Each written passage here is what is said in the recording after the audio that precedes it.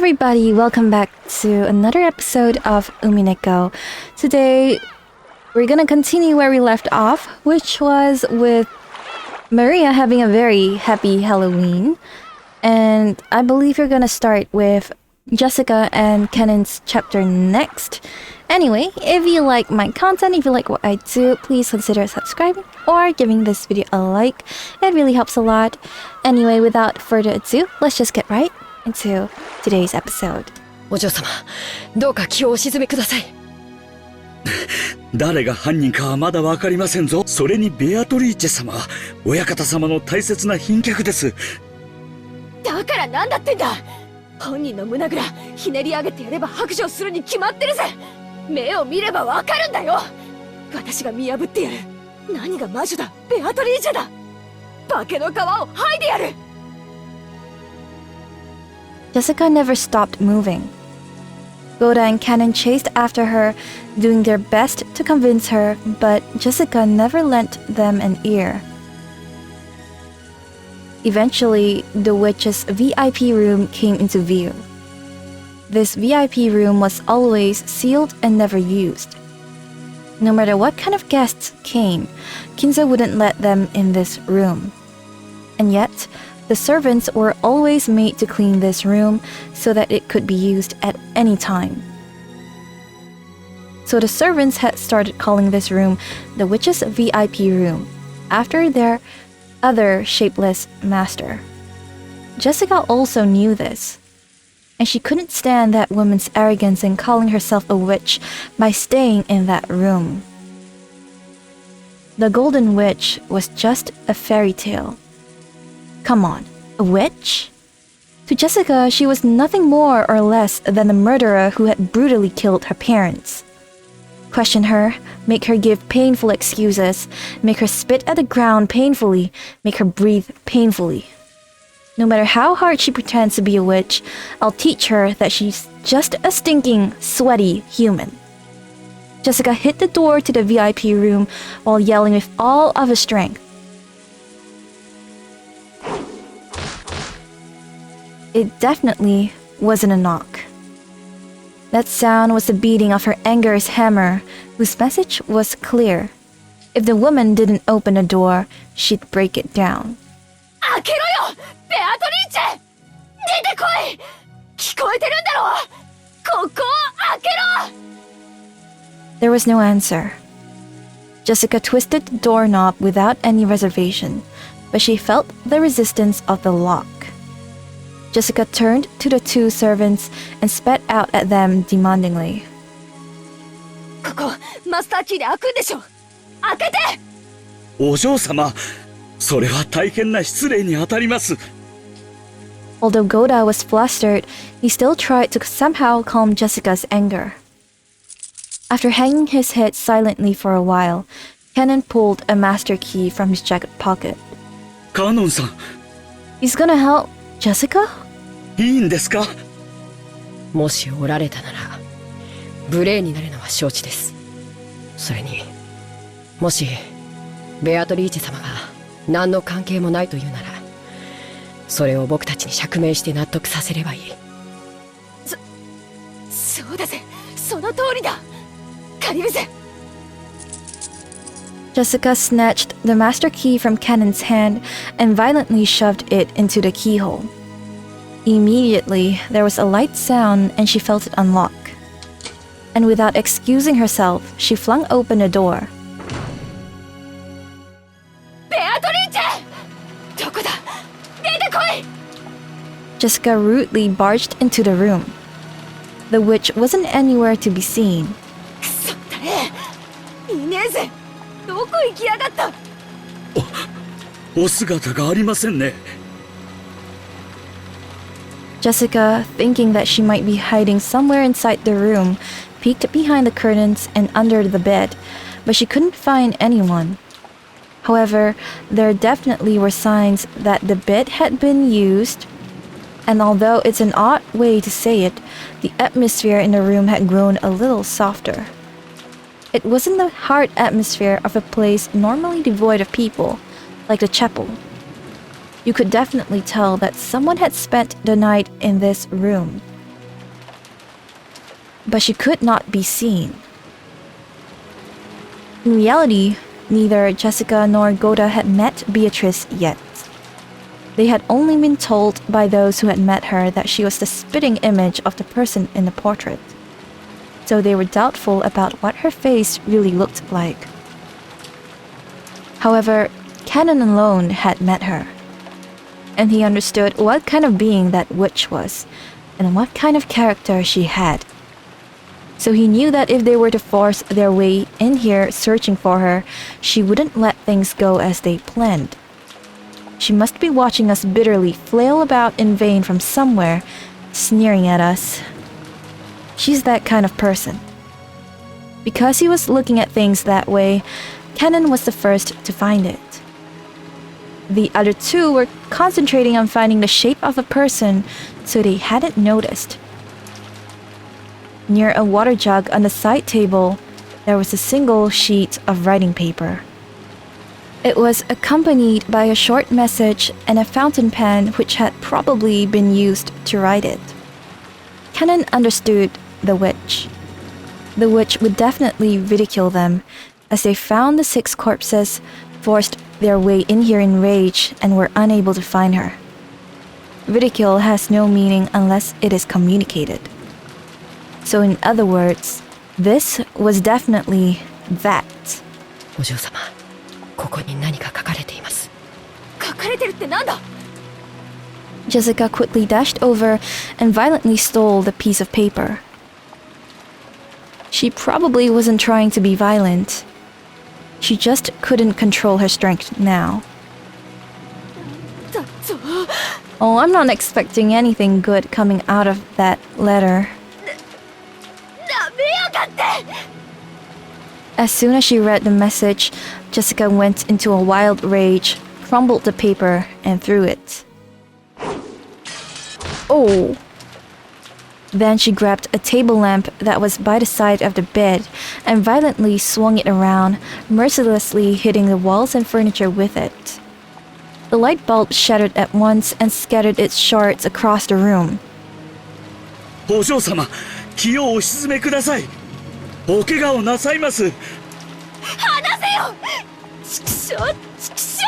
出てきやがれ、ベアトリーチェ！よくも父さんと母さんを！そんなに私が怖えかよ！殺してやる！殺してやる！ぶっ殺してやるから姿を現しやがれ！だから離せって言ってんだろ！くそー！ This was written on the paper. 私がぬくぬくとここであなたが飛び込んでくるのを待ちぼうけるとでも？知的な夜に粗暴なるあなたは似合わない。こんな間抜けに育てた親はどんな顔？見たよ。本当にそっくりな間抜け面。今はお菓子の国でお腹いっぱい。It sounded like something that witch would write.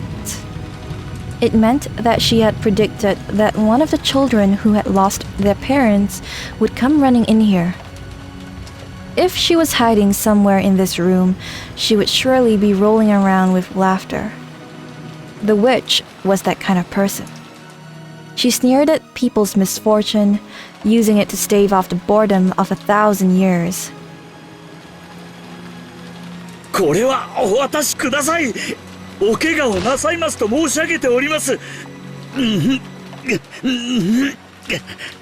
離せって言ってんだよ！くそー！くそー！ Goda grabbed the table lamp Jessica had been swinging around and took it from her. Because if she kept swinging it around, she might hit something and get injured. To Goda's eyes, Jessica probably looked mad with rage, burning with the flames of anger. But Canon's eyes saw it differently. Those were probably tears of sadness, hidden by rage. Therefore, when, at the moment, the table lamp was taken from her, Jessica dropped to the floor, almost as if groveling, and started crying and scratching at the carpet. Goda was surprised, but Canon was not. Her way of crying by brandishing her anger had been stolen from her. So, this was inevitable.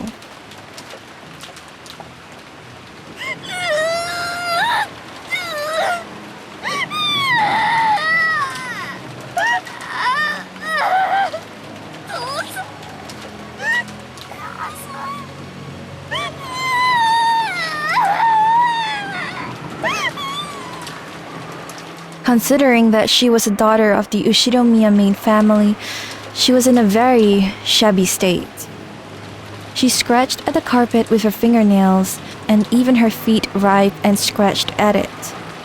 Jessica cried very, very hard. Because if she didn't, her rage would start building up again and swallow her up. But over and over again, she remembered that letter's humiliating message.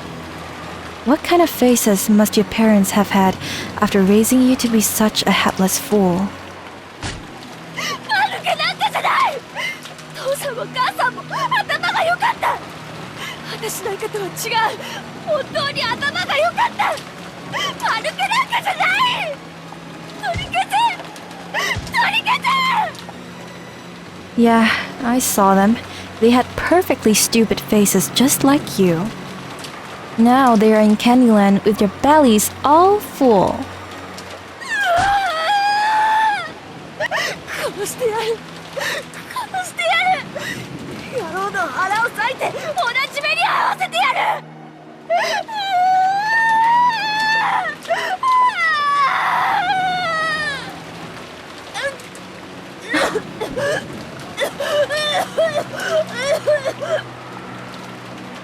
As Jessica cried and screamed, she triggered an asthma attack.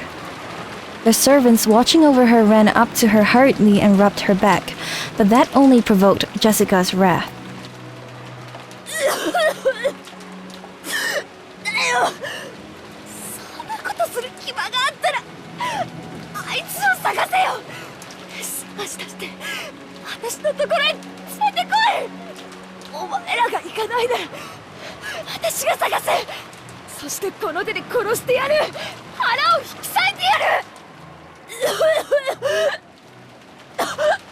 触るんじゃねえぜ。畜生。畜生。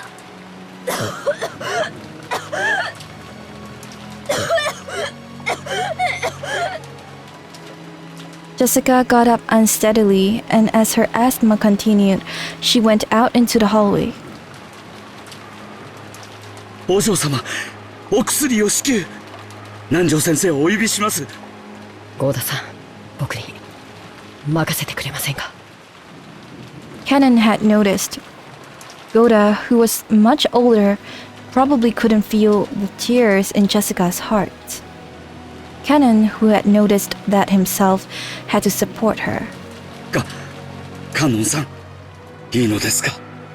今のお嬢様には涙を流す時間も必要なのだと思います。ご両親のあんな死に方を目の当たりにしては。そうですね。 Goda also understood. And he also knew of the modest relationship that Jessica and Canon shared. So he understood everything and left it to Canon. わかりました。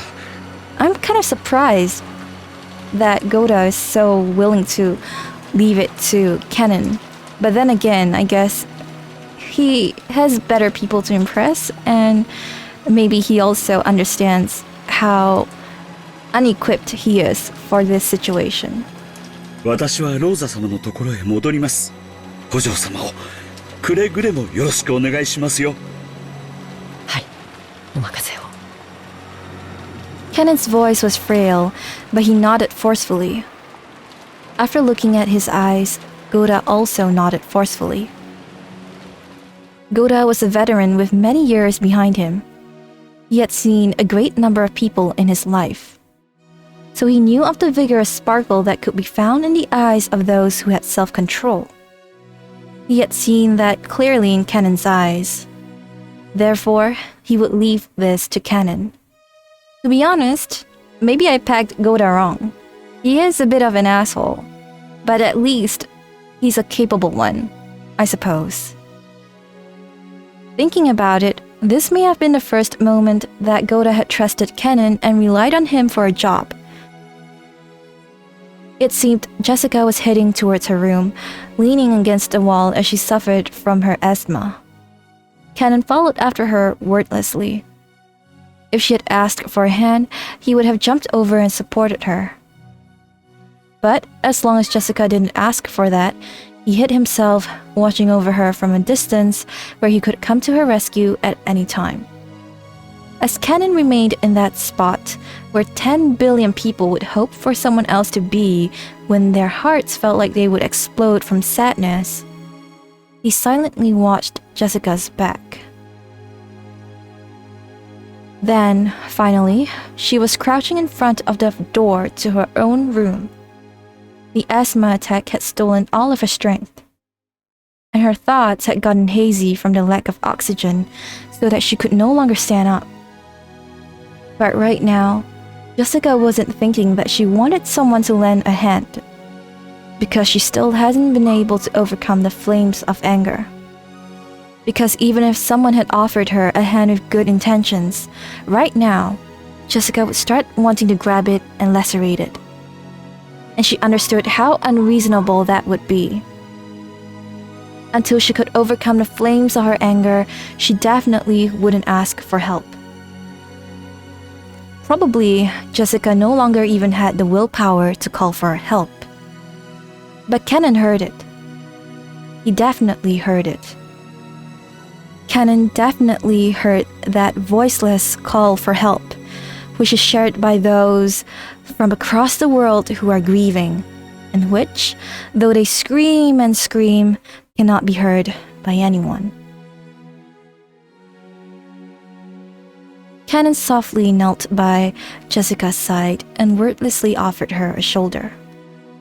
Even as Jessica kept coughing painfully, she accepted it, unlocked her room, and entered. こちらへ。今、お薬をご用意します。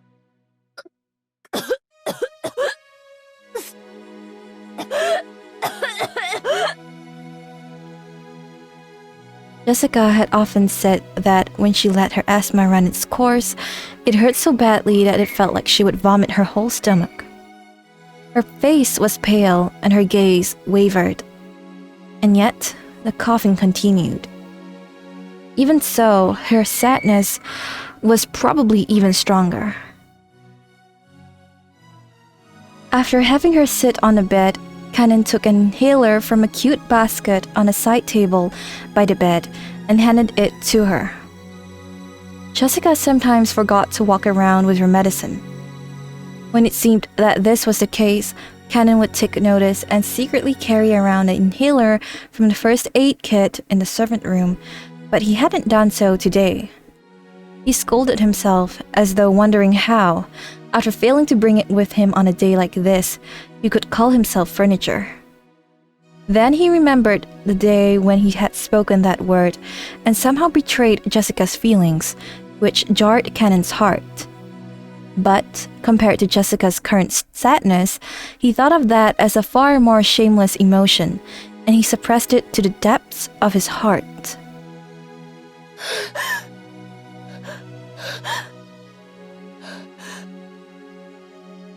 When she inhaled her medicine, Jessica's wild breathing calmed down bit by bit, and she was finally able to regain her composure. But the strength and willpower she had lost wouldn't allow her to rise up from the bed.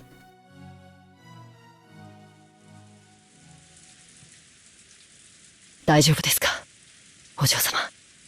私は大丈夫だぜ。父さんと母さんはダメだけど、私はもうちょっとなきゃ大丈夫だぜ。Kennen regretted misspeaking. He had said, "Are you alright?" to her. Was he really unable to notice the pain in her heart? This is why he was ultimately mere furniture. This was why he couldn't become human. 廊下におります。ご用がありましたら、すぐにお呼びください。Kennen understood that she still needed some time to cry alone. He told her to call him at any time, bowed and made to leave the room. 何か Jessica had spoken as though she wanted him to stop, so Kennen had stopped. If she asks it, I'll do anything to help her. If it could help heal the pain in her heart, right now, I would even become a cane or a chair. If, by doing that, I can repair the pain in her heart I gave her that day. For a while, Jessica stared into Kennen's eyes, as though, despite stopping him, she had nothing to say. It really does seem like she wants Kennen to stay, but I guess it's quite hard to get those words out at this point in time. For a while, neither spoke. Jessica broke that silence. With a small voice, ごめん。なんでもないぜ。 Oh no. しばらく一人になりたいって。一人にはしません。あなたを僕は一人にしない。 Kennen? だから廊下にいます。いつでも呼んでください。 Oh my goodness. For just an instant, it looked like some kind of hope flew to Jessica's eyes. But it was very faint and disappeared like the first snow thus on the surface of a river. ありがとな。しばらくだけ。一人で泣かせてくれ。はい。失礼します。 Kennen bowed once again and closed the door. Aww. He thought he had said something to give her some courage. But for some reason, it felt like that had actually hurt her. Did it? I don't know. Why? He didn't know. Surely that was because he was furniture. No, it's not. So even now, he couldn't grasp human sadness. As Kennen repeatedly questioned himself, he walked down the corridor. He felt like the window at the end was coolly calling to him. 僕はやっぱり家具でしかないのか。 It was still pouring outside, a dark gray world. Even on days like this, Shannon would surely look at the ocean and know it was blue. Ah, right. Because Shannon is fulfilled, but Kennen is not. But to my eyes, even if it cleared up, I would only see gray. As long as I cannot tell the blueness of the ocean, I am nothing but furniture, imitating a person. 本当に女心のわからぬやつよ。 I knew it. I knew Beatrice would insert herself somewhere here. ああいう時は黙ってそばにいるのが正解だ。だからゆえに貴様は家具なのよ。貴様 There shouldn't have been a trace of anyone in this corridor. It had been empty and cold. But those scoffing words approached Kennen from behind. She really is there. When he turned around, he saw that witch. That witch who hadn't shown herself when Jessica had searched for her with a rage bordering on madness, who had left that sneering letter to toy with her. 女の傷つけ方は3つある。特別にわらわが教えてやろう。一つは刃物で傷つける。一つは心で傷つける。そして最後が一番難しく、一番効果的に傷つけられる。なのに意識せずして傷つけられる。わかるか？ I have no idea, actually. わかるわけもないし、知りたくもない。期待を裏切る。Aww. だ。女ほど夢見がちな生き物はいない。勝手に夢を見、勝手に傷つく。お前のような距離の男が一番女を傷つける。わかるまいな。どれほどジェシカを傷つけてきたか全く考えが及んでいまい。家具だから。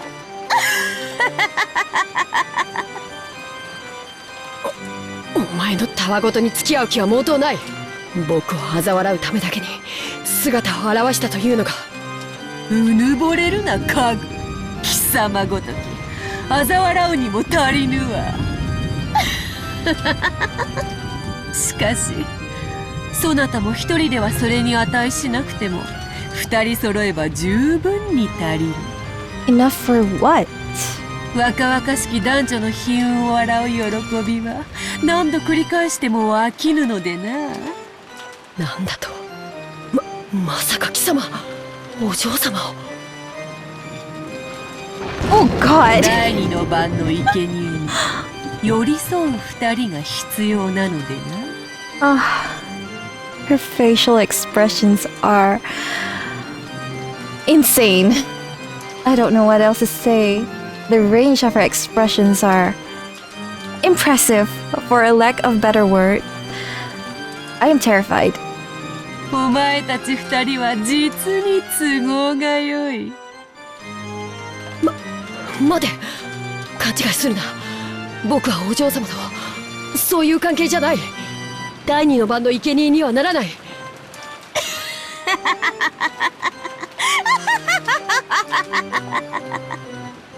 だからお前はジェシカを傷つける。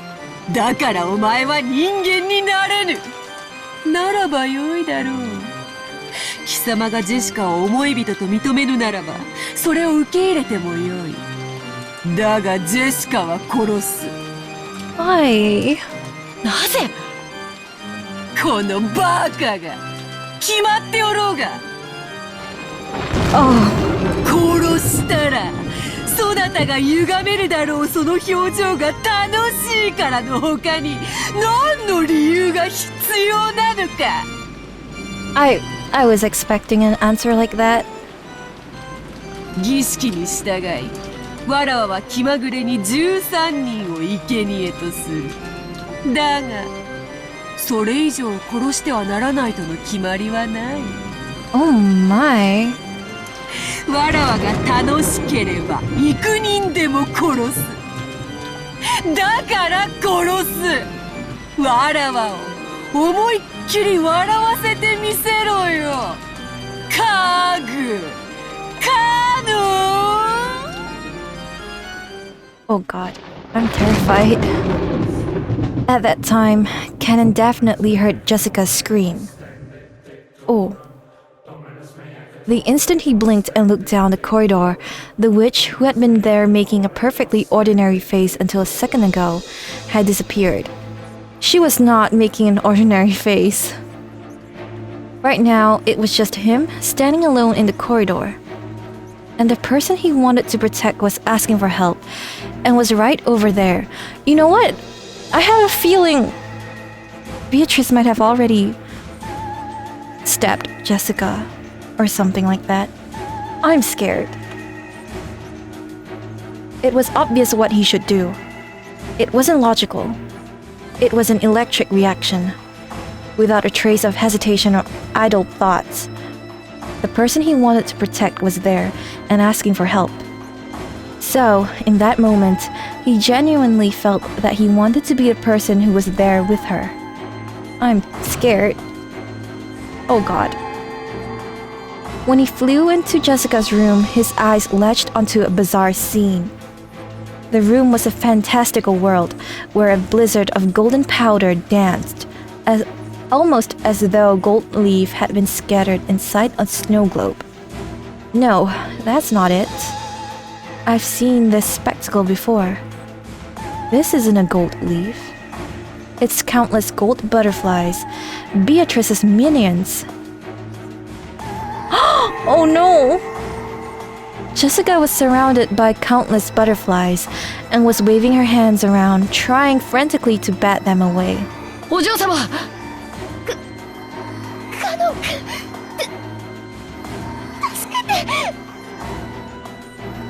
I want to say, what if they both die here? Aw, that's horrible.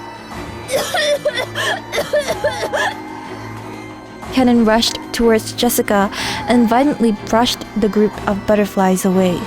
The butterflies, beautiful yet filthy, surrounded Jessica's face, trying to crawl in through her mouth and nose. Oh god, that sounds terrible. Jessica gagged violently, almost as though the butterflies were triggering her asthma attack, sneering at her. Indeed, when Kennen ran towards Jessica, she choked. The butterflies stopped attacking her, and this time they began to elegantly dance a rondo around the two.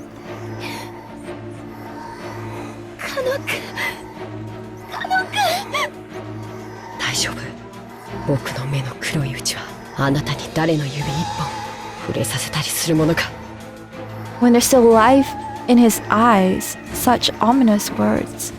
出てこいベアトリーチェこれで満足か As he guarded Jessica in pain and using her inhaler, Kennen yelled into the empty air. When he did, the empty air definitely laughed back, satisfied. Why is it suddenly glowing up like this? Oh, goodness. Holy shit. Then she showed herself. The world looks different too. It wasn't in response to Kennen's demand. It was obviously because appearing and sneering humiliated them even more, and was more fun.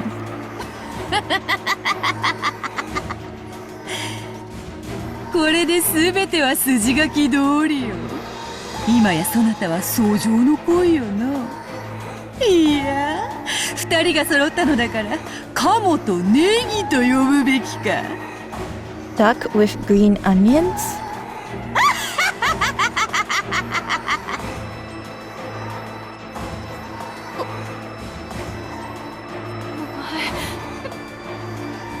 Beatrice! お下がりくださいお嬢様僕姫に騎士が揃わば魔女が現れるのは必然よ。どれ金蔵の家具がどの程度の力を持つか見せてもらおうではないか。 She snapped her fingers and there was a piercing sound. When she did, a blizzard of gold butterflies started up, and they began to form a small mountain as they whirled around in a circle. Just like how a cold, wintry wind swirls and creates a mountain of leaves. Oh, what is that? From that mound of gold, a hand sprouted, and it appeared as though a resident of the world below was crawling out. Well, I can see a beard and a very large build. I'm scared to see what will happen. 何これなんだよこれ Jessica couldn't comprehend what she was seeing right now, and her mouth kept flapping open and closed. It was a literal attempt to take in and digest knowledge, to understand the incomprehensible. Oh. Holy shit! That's not a beard. That's a whole demon. That witch was crawling up was probably an attendant serving the witch. It appeared to be wearing a uniform following the pattern of those who serve. Right. I thought it was like a servant just like Kennen and Goda. But its face was different. It was strange looking. It was covered with pitch black hair, and it breathed rotten breath, and its eyes were filled with the same strange subterranean glow as lava. And the symbol of those who are not human, a pair of horns. It was the figure of a goat-faced attendant who served the witch.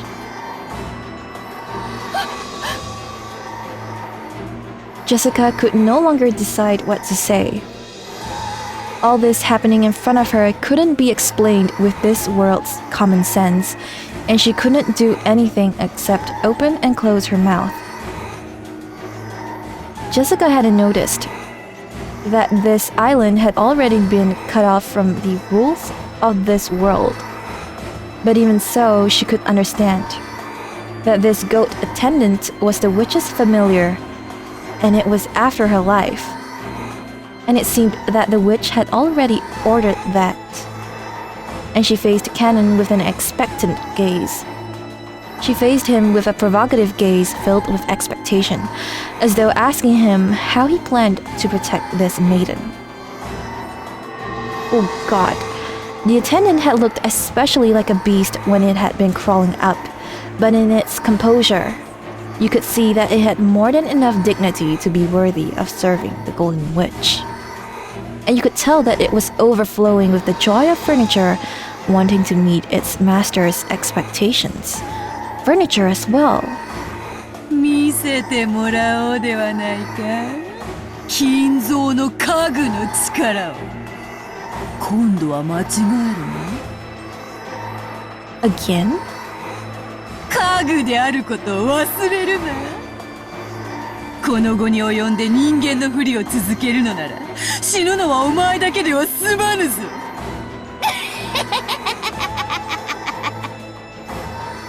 The goat attendant made a gesture that seemed to be a silent bow.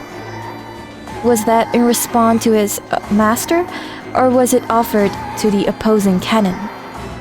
Then, on the attendant's hand, a blade of wicked malice appeared. Oh! なんだよ、それ。Jessica had been unable to understand what was happening in front of her for a while now. All she understood was that this thing was gleaming for the purpose of threatening her own life. And right now, that was enough. Canon spoke quietly to Jessica, who was hiding behind his back. お嬢様、壁に下がっていてください。背中は決して壁から離さないように。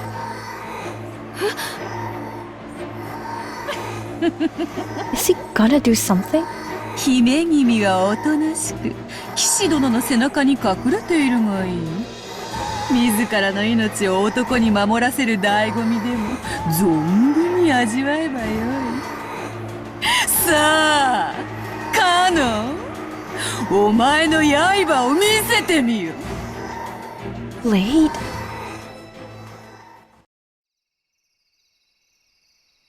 Is he really gonna? Holy shit! What? 美しい。金蔵は家具を生み出すことに関してだけはわらわの足元に及ぶやもしれぬ。Giving birth to furniture? こんなもの、バラの手入れにも使えない。カノン君、それは。見せたくなかった。よくぞ抜いたぞ。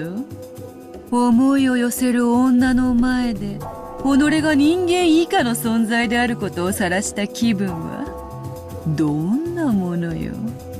So does this mean that he's not actually human? Is that what furniture is? They're also non-human beings?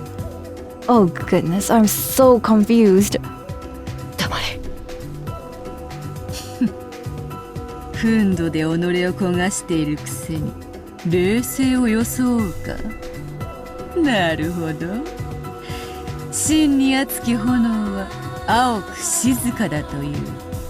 今のそなたがそうだというのか。僕の力でお前を殺すことなどできるわけもない。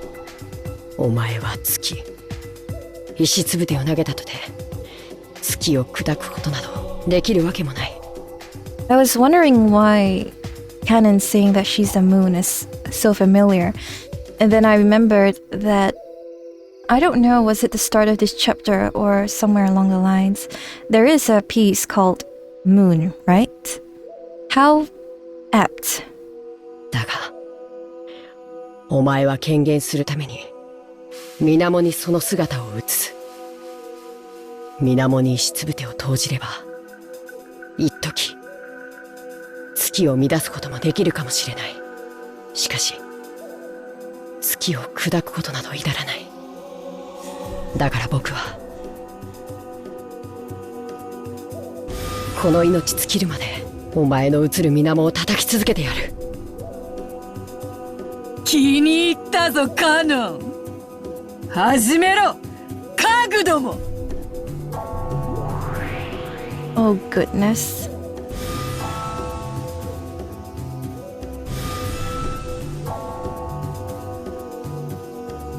I wonder if Jessica can just run away.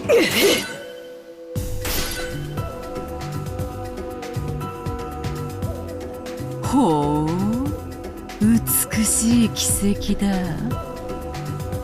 The witch's words of admiration broke the silence, and for just an instant, broke Jessica's paralysis. 私は夢を見てるの？来い魔女の家具め、元来た地獄へ叩き落としてやる。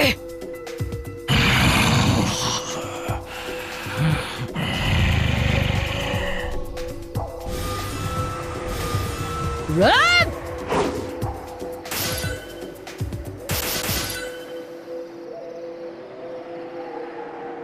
Oh no.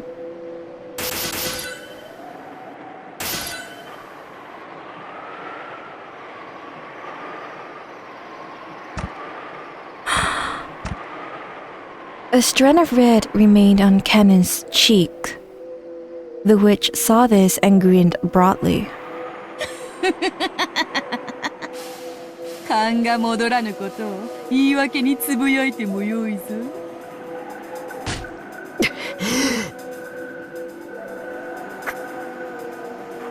カノン君、しっかり。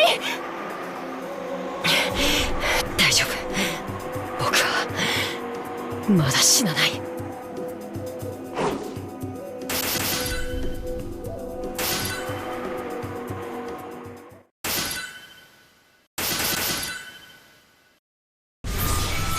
Oh no.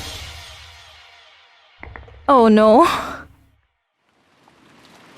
Uh-oh. The trail drawn by the goat attendant's blade drew a large arc in empty space. Canon wasn't there. He was behind it. Behind it? 先に帰りて主の帰りを待つがいい。 What? I thought he was dead. 行け。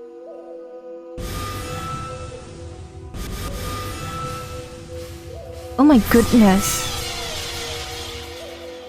If this battle of drawing sparking trails was chess, then Canon coming from behind was check. And press and press and press and press. And mate in 7. Had the goat attendant not even been given the right to go into death throes?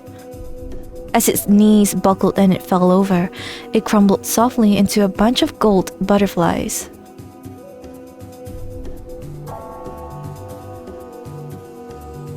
So there was no sound of it hitting the ground. Even those who couldn't understand this battle could definitely at least realize that Canon had been magnificent. ハンドメイドには勝てぬか。そこまで見下げたものではないらしい。次はお前だ、ベアトリーチェ。He's going after her? Cannon's blade sliced diagonally through the witch's form like a hot knife through butter, and in that instant, she burst into gold and scattered.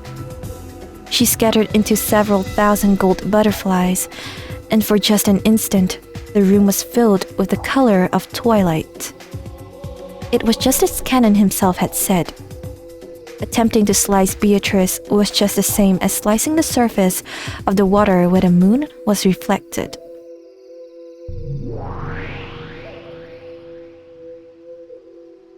The witch's form was there with an ordinary expression on her face, as though she had been there the whole time behind Cannon.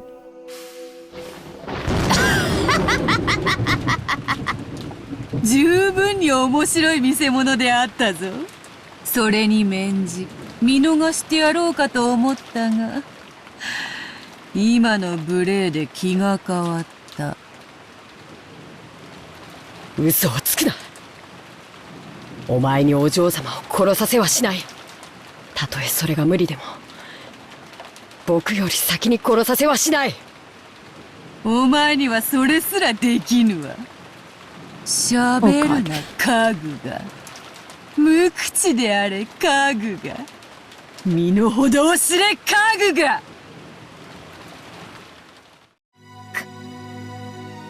カノン君は家具なんかじゃない。ほう、なぜそう言えるのか。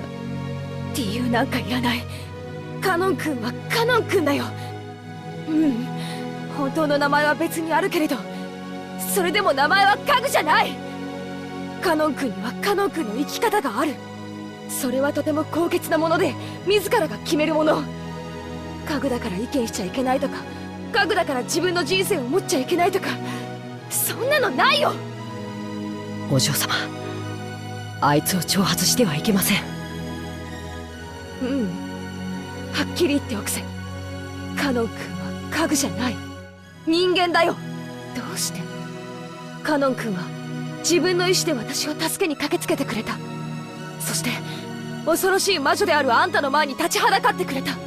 私を見捨てることなんていくらでもできただろうに、そうしなかった。自己犠牲は人間だけが持つ高潔な精神だ。だからカノン君は人間なんだ。だから訂正しろ。カノン君を家具だなんて呼ぶな、二度と。お嬢様。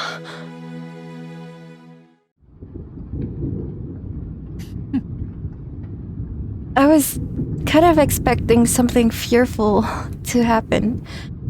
Like Beatrice just killing them both in an instant.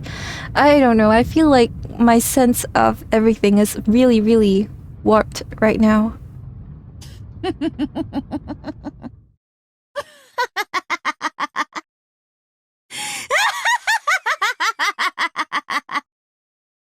Kataru na ningen ga! とっとと終わらせよう。何しろまだまだ第二の番。互いの尊厳を認め合う寄り添いし二人を今こそ生贄に捧げよ。I still don't understand how they calculate what is the first, second, and third Twilight. さあさあおいでなさい。罪を許しなさい。煉獄の七杭が一つ。色欲。The witch summoned her own furniture with a mixture of laughter and anger on her face. 色欲のアスモデウス、ここに。茶番は飽きた。Oh, I can see she has the one-winged eagle as well. 第二の番を速やかに遂行せよ。Oh goodness. わらわに瞬きを三つも許すな。仰せのままに。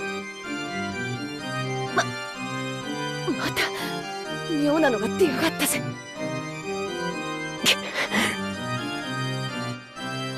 It took Cannon less than an instant to understand. The goat face from a second ago had been nothing more than a pawn to the witch. However, there was a marked difference in the value of this piece, of this furniture that had been newly summoned. It's so strange that they keep referring to people and things, I guess, as pieces or pawns, and everything ties back to, I guess, the chessboard analogy. 素敵な獲物に恵まれるなんて、なんて幸運なのかしら。怯えてる？かわいい。来い、魔女の家具。お前には殺されない。私の姿を追うこともできないノロマのくせに生きがって。 I'm so confused by everything right now. 行くわよ。ねえねえ、どこがいい？どこを貫いてほしい？お答えなさいよ、かわいい子。あなたの好きなところを思い切り貫いてあげる。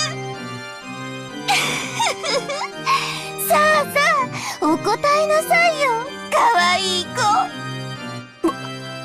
僕を可愛いと言うな。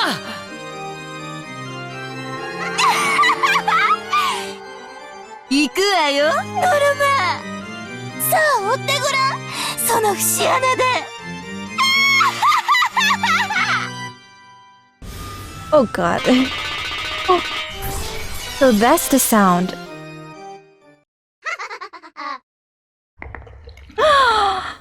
Oh no.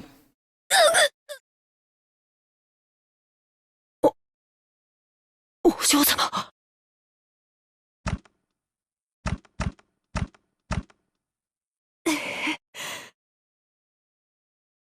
目では追えなかったけどよ。読みは当てたぜ。ざまあ、見やがれ。Did she take... She took the hit for Cannon. Cannon's back had been the target. But Jessica had predicted it. She had predicted that the sneering witch's target would be the complete opposite of fair and honest, his back. But she had no way to block it. She had no aspirations to martyrdom. She simply thought that there was no way other than this to protect Cannon's back. So she could do nothing but block it with her own back. The furniture of the witch, which had changed its form into a demon's stake, was stuck deep into Jessica's back. It was an obviously fatal one that reached as far as her lungs. When she saw this, the witch let out a loud, evil laugh, because it had hit where the witch had predicted. I see. The witch knew that... I was gonna say Beatrice. I mean Jessica was gonna protect Cannon. Everything was as the witch had predicted. どうしたカノン？ジェシカお嬢様はお前より先には殺されなかったんじゃないのか？そうそう、それそれ、その顔よ。お前のその顔が見たかった。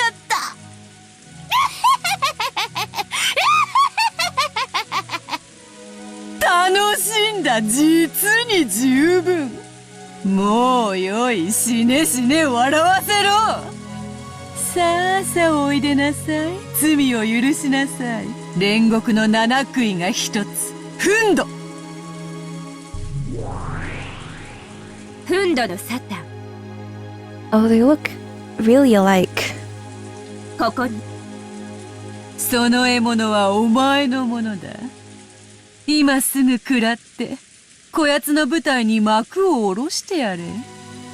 人ならば交番とも言おうが、家具のお前の場合は、大道具係が舞台裏に運び出すといったところか。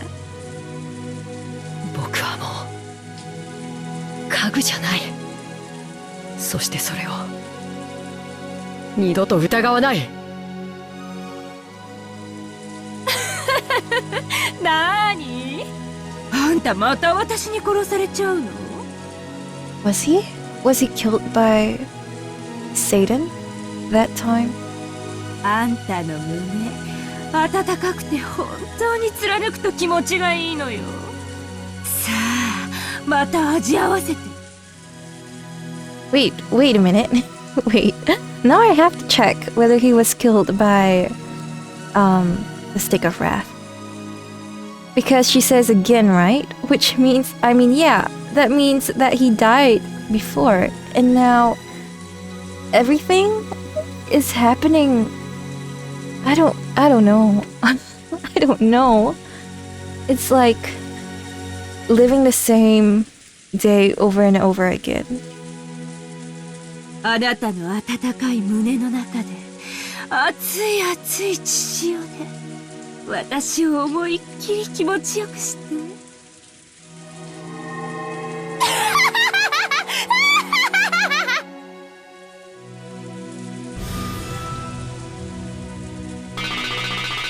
It's that sound again.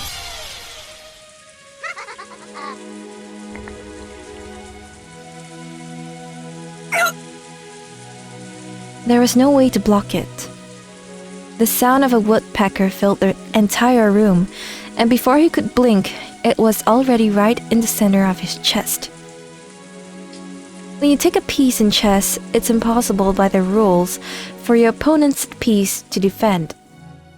So this was an obvious result, and one even specified by the rules. Cannon landed on his knees, and he apologized. Not to the witch and not to Milady. He apologized to Jessica. Ah, that's so sad. ごめん守り気にしないで。かっこよかった。 Cannon finally fell over. He landed next to Jessica, and the two lay there like Gemini. かの君はさ、もう家具じゃないよ。はい。それに気づくのが遅すぎた。君の本当の名前聞きたかった。僕の本当の名前は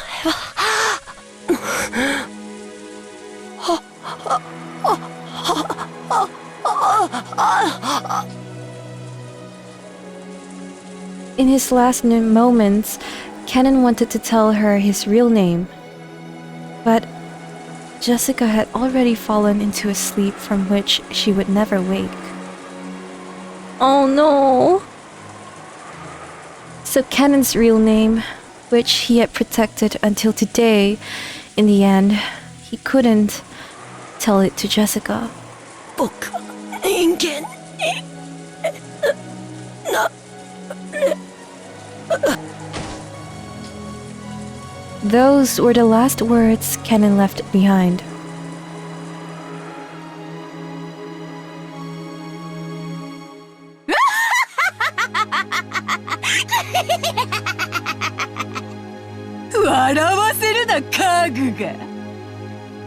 Hundred 年を経ようと家具は家具よ。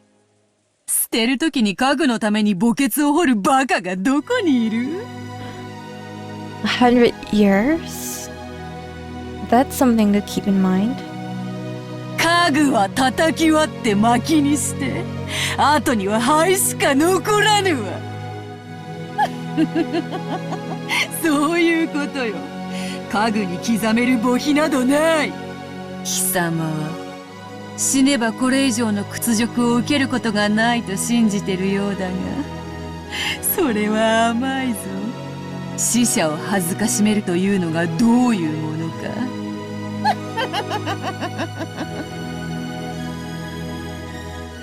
After taking a puff from her pipe, the witch breathed the smoke at Cannon's corpse. When she did, Kennen's corpse softly floated up into the air and disappeared as though it had been eaten by a mouth in empty space. The witch played dirty until the very end. The two who had understood one another in their last moments, she would not even permit their corpses to be close. If someone had been watching, they would probably mourn that this was indeed a disgrace to the dead. However, Beatrice was far, far crueler. That would become immediately apparent. What did she do? Oh no. Did time go back? I suppose it did. It's still the same? I think it's still the same day, right? 5th October? 始まったか。はい。 Even though Kinzo had heard of the 6 deaths, his emotions did not waver. The expression on his face as he gazed out the window was a smile, as though his opponent in a chess game had just made a spectacular move. It was unimaginable that this expression could appear on a father who had lost many children at once. ローザ様のご指示でゴーダとカノンが警察へ電話しております。それから親方様に以後のご指示を仰ぐようにとも仰せつかっておりますが、いかがいたしますか。すでにこの島は現世から切り離されているのだ。電話など何の役にも立たぬわ。やめさせますか。ルーレットが終わるまで何をして過ごすの自由だ。好きにさせてやれ。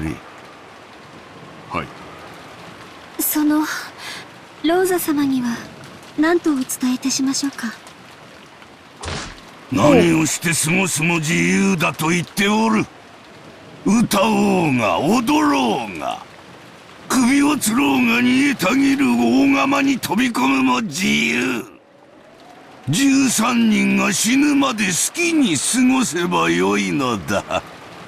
そんなに退屈ならば、なぜに 6×9 が42になるかでも考えていればいい。I had to check whether 6 times 9 is 42, and it's not. それが人と宇宙の神秘の答えだ。Why is this sounds so familiar, actually? I can't quite place my finger on it, though. He's saying a lot of ominous things. はい。申し訳ございません。Shannon cowered in fright at this sudden rage. Genji made a gesture as though telling her not to say too much. Shannon couldn't help but regret speaking out of turn. だが、自由にしてよいのはお前たちもだ。源氏、そしてシャノンも。今日までよく私に尽くしてくれた。もったいないお言葉です。ですが私どもは親方様にお仕えすることを誓った家具です。いついかなる時でもおそばに控えております。最後のその時まで。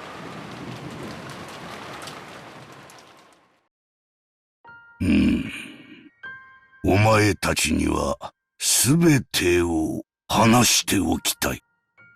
シャノン、遺言を書く。筆行を頼む。源氏はいつもの酒を頼む。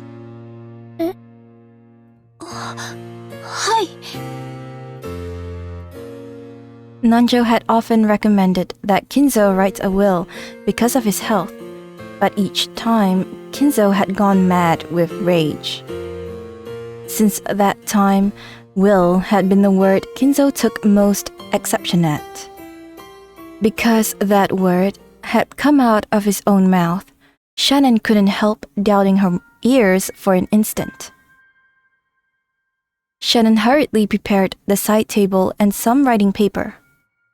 Genshi also began preparing his usual green devil, just as he was ordered. 準備が整いました。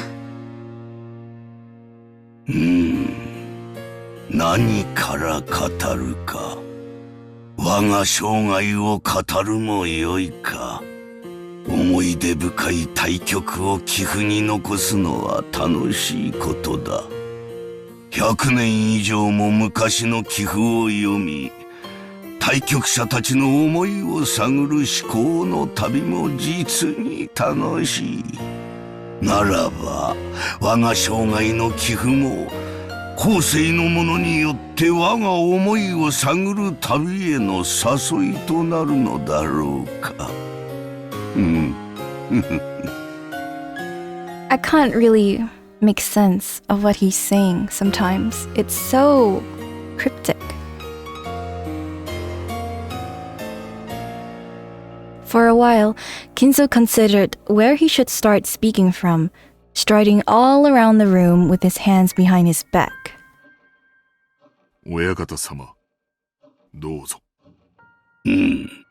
すまんな、我が友よ。さて、我が生涯を語るには、あの魔女との出会いから記さねばなるまい。シャノン、筆記せよ。私がベアトリーチェに初めて出会ったのは、だいぶ以前に遡る。あれは昭和の何年だったか。確か終戦の。Oh, it's just gonna end like that.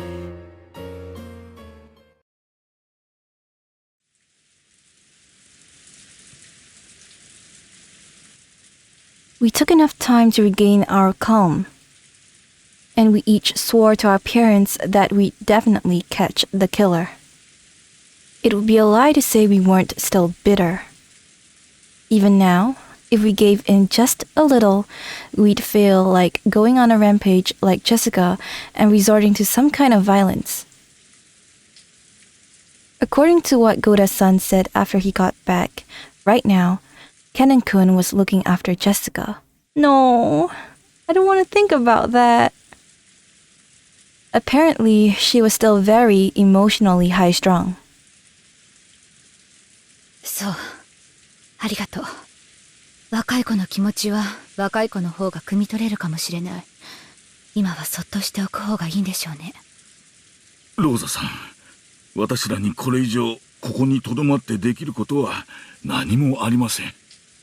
電話は普通でしょうが、明日になれば船が来てくれて、それで警察へ連絡できるでしょう。警察の捜査のためにも、ここはこのまま残すべきです。私も南條先生に同感です。このようなところにいつまでもおられますと、お体に障ります。戻り、紅茶をお入れしましょう。そうね。私もそれに賛成よ。バトラ君もジョージ君も、もういい？ここは閉めましょう。警察が来た時のためにも、ここはこのまま残しておいた方がいいわ。そうですね。バトラ君、大丈夫かい？ああ、流せる涙は流し尽くしたぜ。もう、大丈夫さ。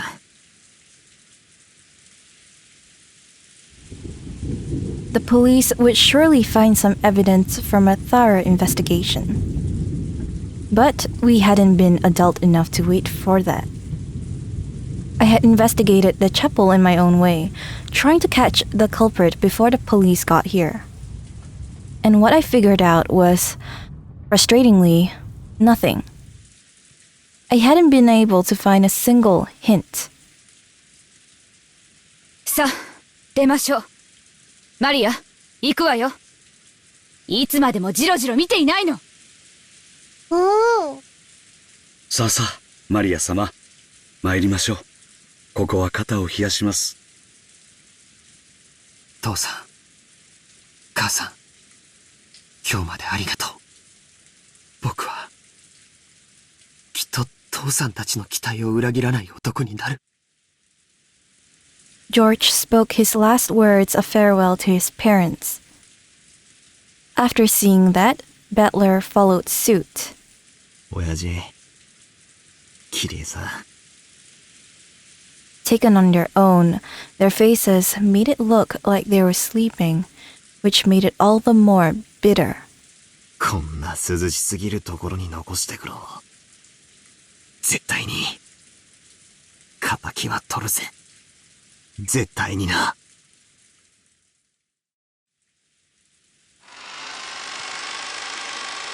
Oh, oh no.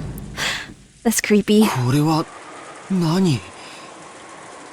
気色の悪い落書きだね。犯人が書いたのかな？ Will Maria explain it again? 悪趣味に過ぎますな。これはひどい。When the door to the chapel was closed, we learned about that creepy graffiti for the first time. 私たちが見つけた最初からもう書かれておりました。おそらく、犯人が書いたものに違いないでしょう。犯人は魔女だから。こりゃ悪魔を呼び出す魔法陣か何かだってのか。これは太陽の7の魔法陣だよ。そんなのも知らないんだね。会いたい。Battler? こら No, Rosa. その気持ち悪い笑いをやめなさいといつも言ってるでしょ。マリア、続けろ。何の意味があるんだ？肉体的、あるいは精神的な束縛から逃れるための魔法陣だよ。そして演習部に書かれているヘブライ語は、主は私の枷を解かれました。私はあなたに感謝の生贄を捧げ、主の皆を呼ぶでしょう。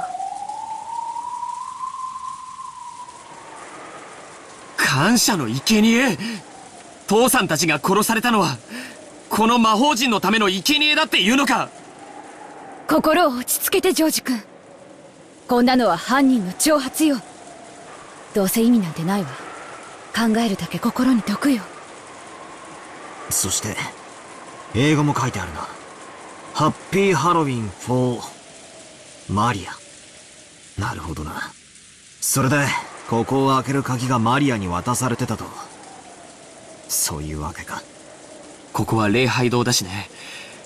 マリアちゃんのマリアじゃなく、聖母マリアの方の意味かもしれないよ。That's an interesting interpretation. だとすれば、ハロウィンの名を語った神への冒涜とも受け取れる。悪魔と契約した魔女たちは、神の名を常に汚し続けることを誓うという。そういうセンスから言えば、これは実に魔女的な犯行だね。That sounds very possible, actually. 詳しいのね。マリアの受け売り？ええ、そんなとこです。礼拝堂か。礼拝堂にわざわざ呼んで殺した。ローザおばさん、この礼拝堂には何か特別な意味とかあったんすか？特別な意味ってどういう意味？いや、人間6人の死体をはるばるここに運び込んで、ここに6人を呼んでから殺したのか、6人を殺してからここに運び込んだのかは断定できないが。This is the same problem with the first episode, right? どちらにしても大きな手間がかかる。犯人にはここで6人に死んでほしいどんな理由があったってんだ。そうですな。あんな凝ったことをすれば警察が来た時不利な証拠を見つけられる可能性が非常に高いでしょう。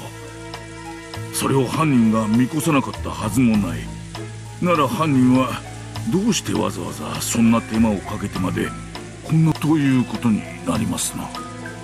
だとしたらここで出てくる疑問は一つ。6人の死体発見場所になるここにどんな意味があるのかってことだ。ここはお父様の大切な礼拝堂だったの。私が子供の頃からここに立ち入ってはいけないと厳しく言われていたわ。マリアも前にここに来てものすごい怒られた。大切な礼拝堂？後ろ宮本家にとって何か縁のある？わからないの。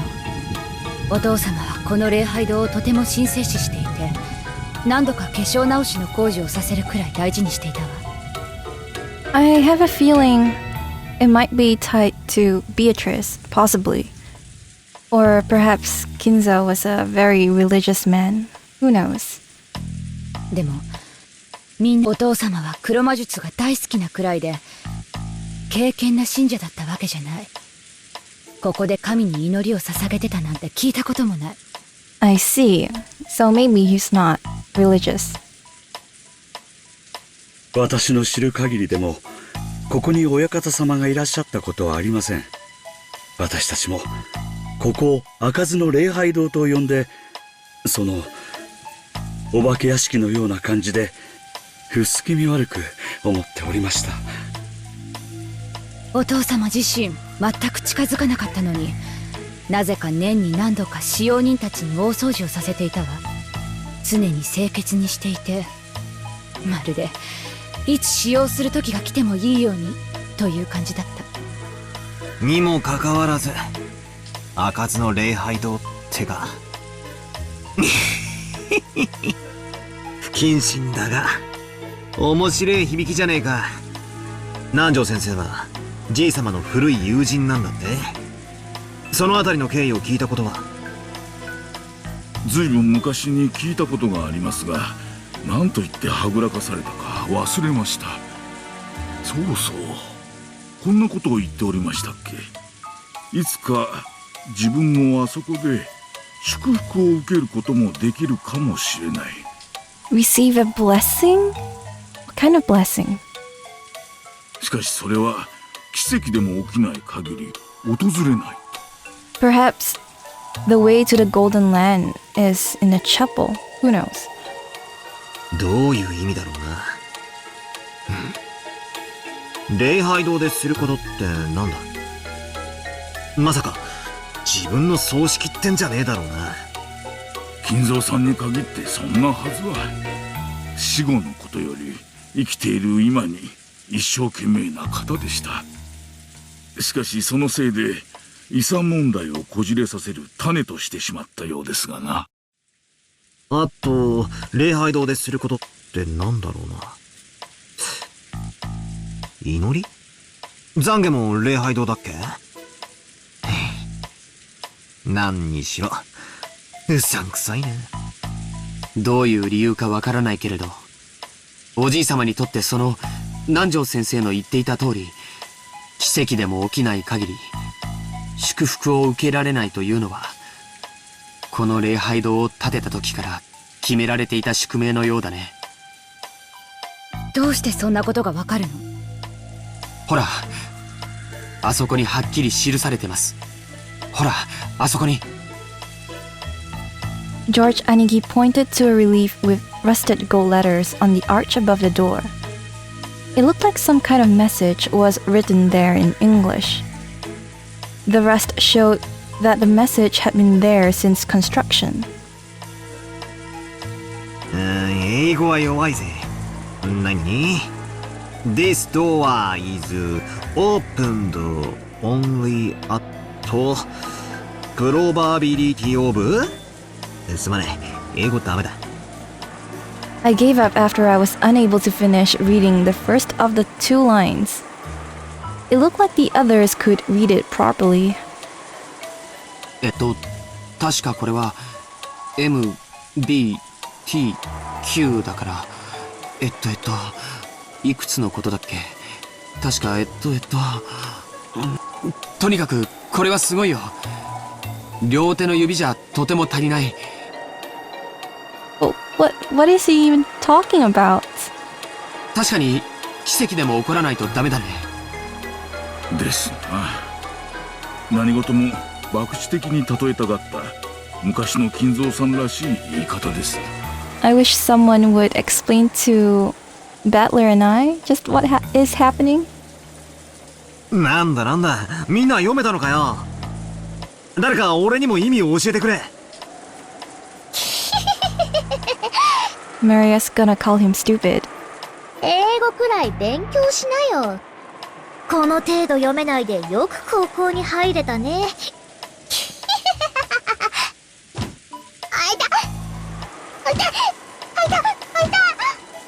How many times was that? 余計なお世話だぜ。それでなんて書いてあるんだ。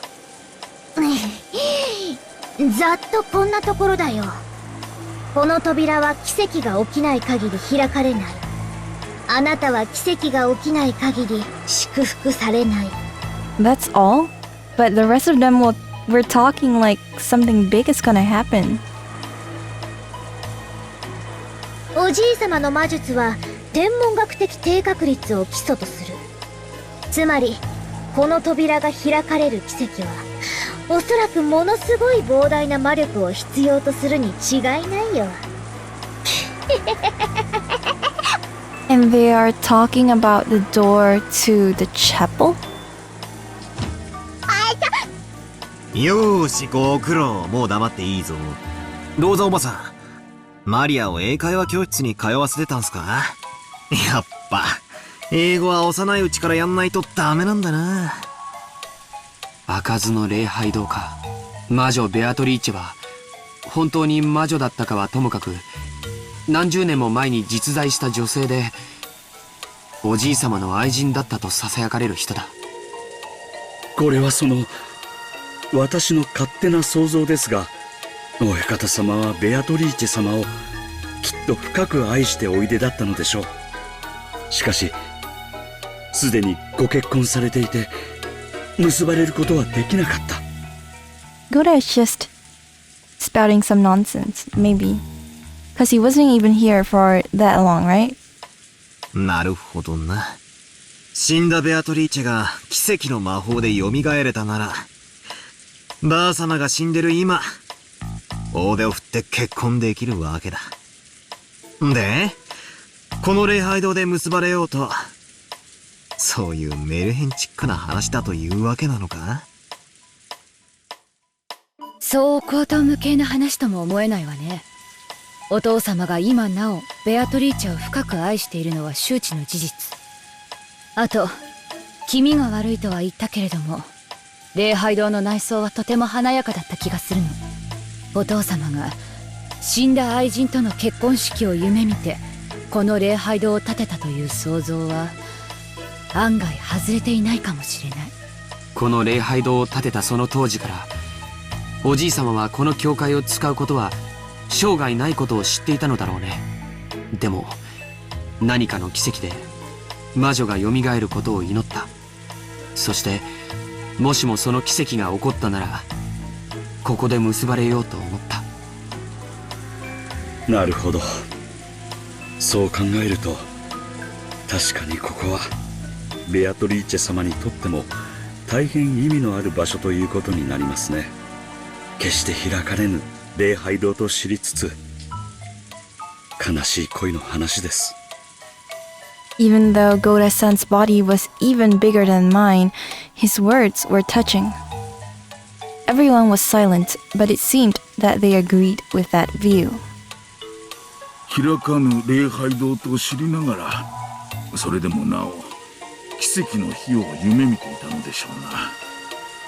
金蔵さんは若い日にはとてもロマンチストな方だった。わかる気がします。どうだろうな。でも年に4回みんなで入って掃除してたんだろ。何が開かずだ。俺たちだって現にこうして出入りしてる。それは奇跡なんかじゃねえ。 That's what I was thinking, right?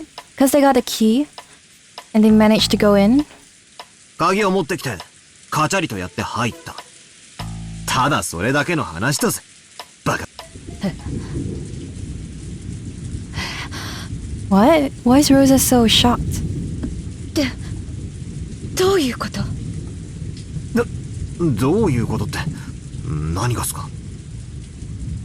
I thought all I'd done was mess around because I didn't like the way the atmosphere had turned all sappy. But Auntie Rosa had suddenly jumped on me with a really serious face. Auntie Rosa's face grew increasingly pale. She looked at the magic circle on the door, then at her hand, back and forth, back and forth. Her hand. どうなさいましたか、ローズ？ねえゴーダさん、この礼拝堂の鍵、これ源氏さん言ってなかった？一本しかないって。 He said there was only one.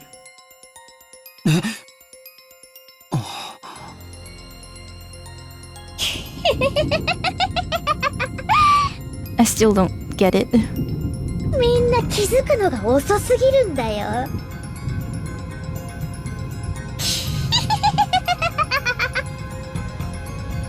When a kid pulls a prank, it sometimes goes unnoticed by the adults, and the kid who did it loses heart. If one of those pranks catches someone later on, it makes that kid really happy. And that kid is Maria, maybe. Maria's celebration just now looked a lot like that. はい。その鍵は一本しかございません。親方様の大切な礼拝堂の鍵ですので、一本しかなく、複製もありません。普段から使用人室のキーボックスに大切に保管されていますが。そうよ。そしてそれがなくなってたと源氏さんは言ったわね。何者かがそれを奪い、封筒に入れてマリアに手渡したのよ。それも昨日。Okay, I get this. なんだって。ってことはつまり、おかしいじゃねえかよ。そんなバカな。これは妙な話になってくる。I wish someone would explain it to me. どういうことでしょうか。私には何が何だかさっぱり。I guess Goda and I finally share a common trait. 私にもです。どなたか説明してはいただけませんかな。Goda and Nanjo's failure to understand definitely wasn't because they were stupid. They didn't know. They didn't know how long the only key to the chapel had been in Maria's hand. 間違いない。閉まってた。私が開けたのよ。Oh. 間違いなく。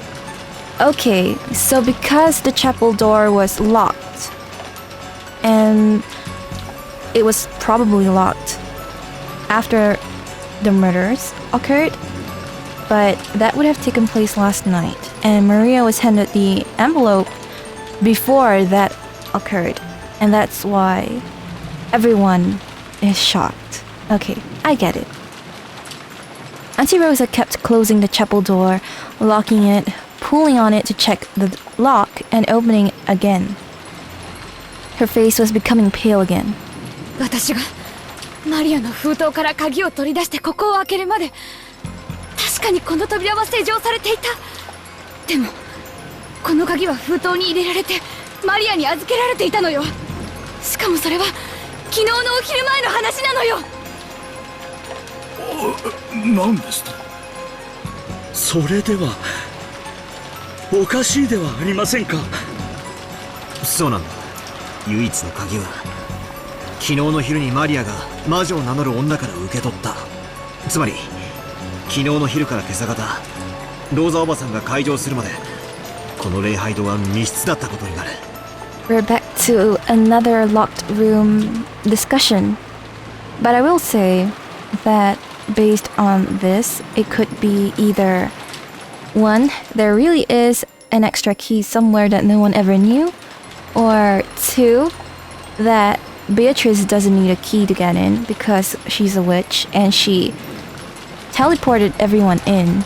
That would also kind of explain why all the parents were impressed or accepted Beatrice's existence because she did demonstrate something, right? Or 3, that everything was Maria's doing. That she had the key the whole time, she unlocked it, killed everyone, locked it again, and went back to sleep. That's what I'm thinking. どうやって親父たち6人はこの中に入ってしかも殺されたんだよ。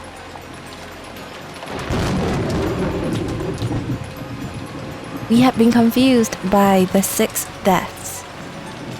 We thought that we had figured something out after hearing about that weird magic circle and the history of the chapel. That had all been a worthless problem. From midday yesterday until this morning, this chapel had been a locked room. But our parents had been with us until last night. How had the culprit opened this door? And how had they locked it? うぜえ真似だぜ。 Oh, Beatrice is gonna appear. またかよ。また密室かよ。魔法の力で鍵を開けたんだと、そう言いてえのか。バカにするんじゃねえ。わらわの力で鍵を開けるところを見せろと言うなら見せてもよい。しかしそれではそなたを屈服させたことにはならぬ。そなたが言う人間での説明、これを突き果てさせた時こそがわらわの勝利の時なのだ。さあさあ、どう崩してみせる？人間ならどういうトリックで崩してみせるというのか？前回の密室と同じだ。情報不足。 Such a convenient excuse, I guess. こんなのじゃ推理不能だ。何の言い訳でもできるぜ。どんな手品だって通じる。推理なんてしようがねえ。またそれか。情報が足りないから様子見？不確定情報があるから推理不能？そなたら人間の思考停止の言い訳はいつもそれよ。人間風情が何を気取るか。ラプラスの悪魔の座に及ばねば思考を巡らせること一つできないというのか、この無能が。それに貴様は情報不足がまるで自分の不利になるように言っているが、真実は全く逆だぞ。 That's completely true, right?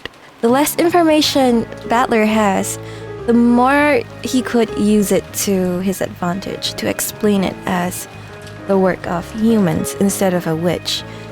Like, I could say right now that maybe there's an underground tunnel that leads from the main house all the way to the chapel, and that it would be acceptable answer given how there's not enough information. So, Battler, what would you do?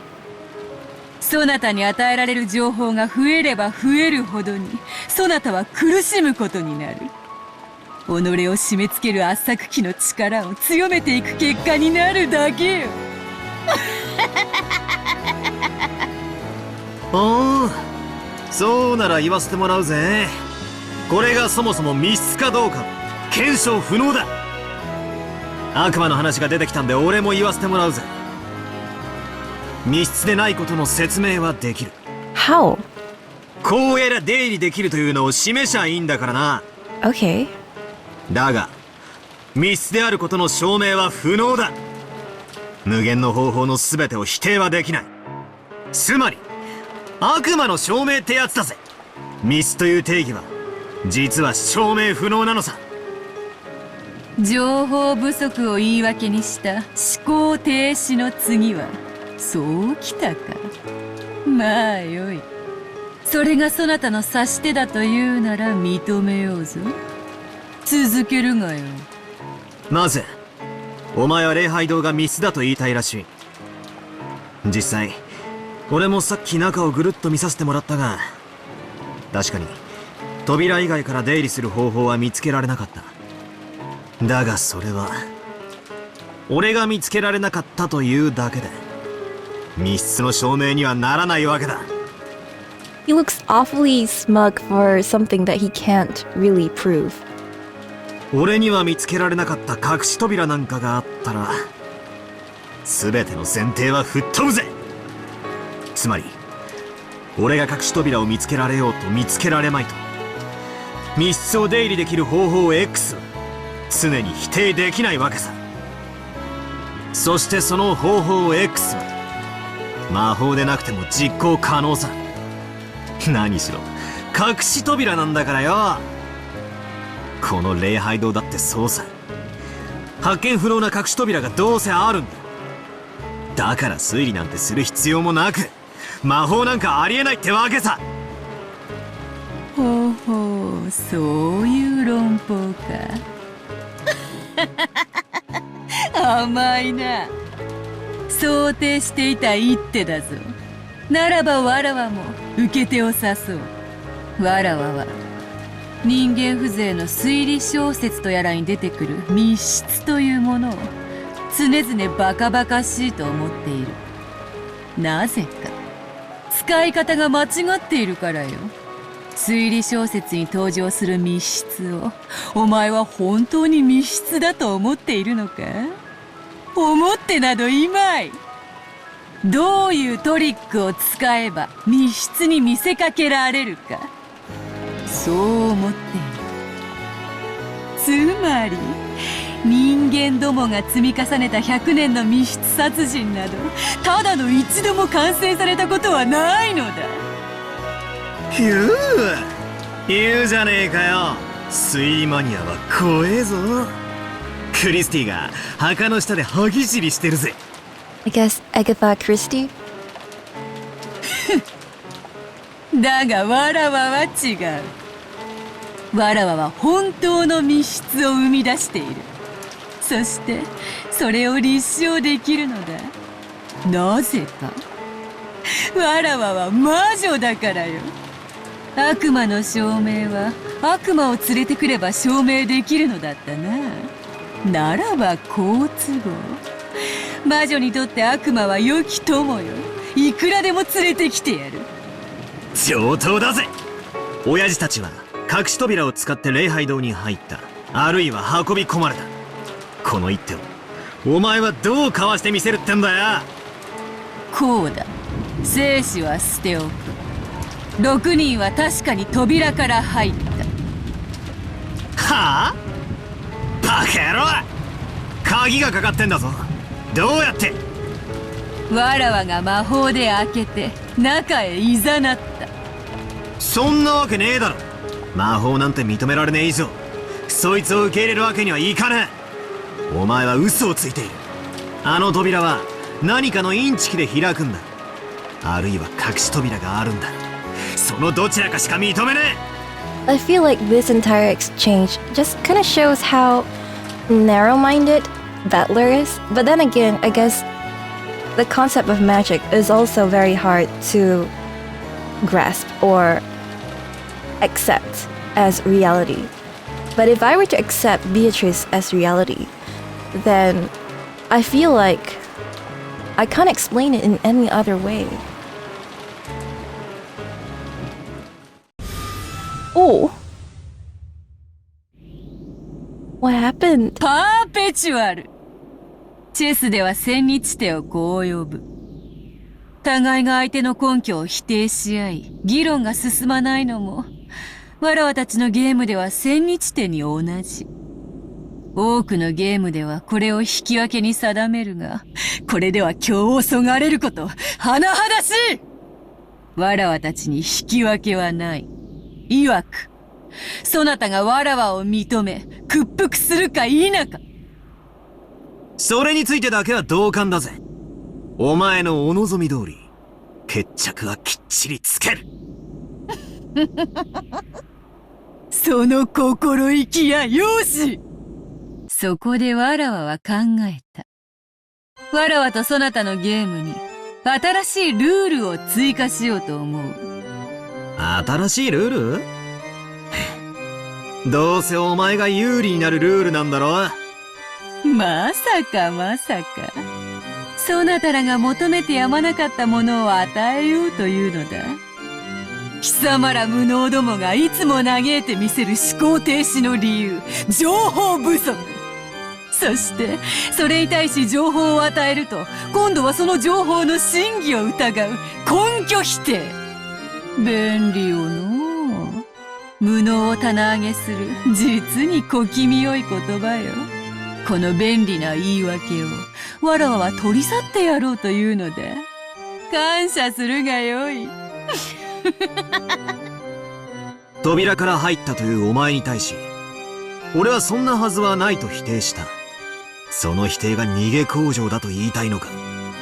そうだ。だからわらわはこれより真実を語るとき赤を使うことにする。That's cool. どういうことだ。説明を続けろ。わらわがどのような魔法の一手を仕掛けようとも、そなたには常に情報不足や根拠否定を繰り返すことで延々と逃げ続けることができる。これでは最終的にわらわが勝つことが変わらぬとしても、あまりに退屈を極める。そのため、わらわはそなたが望む情報と根拠を与えてやろうと思う。しかし、そなたはわらわの言葉一つ一つを疑ってかかるだろう。それ自体は悪いことではない。わらわもそなたを屈服させるためにあらゆる手を指す。互いに最善手を探り合うその姿勢は嫌いではない。しかし、それではゲームにもならぬ。だからこのルールを設けた。わらわが赤で語ることはすべて真実。疑う必要が何もない。See, if everything she speaks in red is the truth, then her saying that there's no need to doubt it and not being in red is false? It's not true? I find it hard to trust Beatrice right now. That even if she highlights words in red, I can't really take them as the truth. それを信じろというのか。わらわはそなたとゲームをしている。ゲームのルールは神聖。それを軽んじる者に参加の資格はない。よーし、乗ったぜ。水かけ論や揚げ足取りなんて小学生でもできるぜ。なら早速再開しようじゃねえか。さっきの続きだぜ。もう一度繰り返す。親父たちは隠し扉を使って礼拝堂に入った。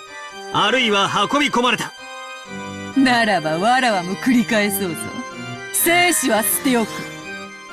6人は確かに扉から入った。その証拠はあるのかよ。ストップ。ルールを補足する。わらわは真実を語るときに赤を使うが、それに対し証拠を示して立証する義務を負わない。ただ事実であり真実であるのだ。理由は簡単だ。わらわはすべての犯行を魔法で行う。だからどんな不可能犯罪もお前の目の前で魔法の杖を振るってみせれば済んでしまう。 She's talking to us, right? The readers? しかしそれではゲームにならない。チェスを指しながら勝敗を無視して相手に殴りかかる蛮行にも等しい。 Punching your opponents. 確かにもっともだ。お前が魔女である以上証拠を示す必要がない。何でも魔法でできちまうんだからな。ひでえ話だぜ。なんて不利なゲームだ。それではもう一度再開するぞ。6人は確かに扉から入った。わらわが魔法で鍵を開けた。この魔法を密室をどうかわす？ And if her words are not in red, it's not the truth? God, I'm getting confused by myself. 鍵だ。源氏さんたちは鍵が一つしかないと言っているが、そんなのは証明不能だ。犯人はこっそり合鍵を作っていた。 I kind of feel like Battler is what we as the readers watching this unfold are thinking as the story progresses. Like every excuse that he makes for why certain things play out the way they do are things that I myself am wondering. And I've already come up with like a bunch of different reasons why it doesn't necessarily have to be a witch, because just like Battler says, there's a lack of information.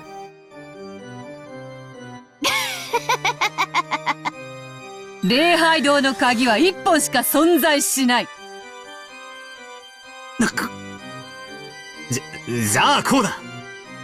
犯人は正規の鍵以外のものを使って開けたんだ。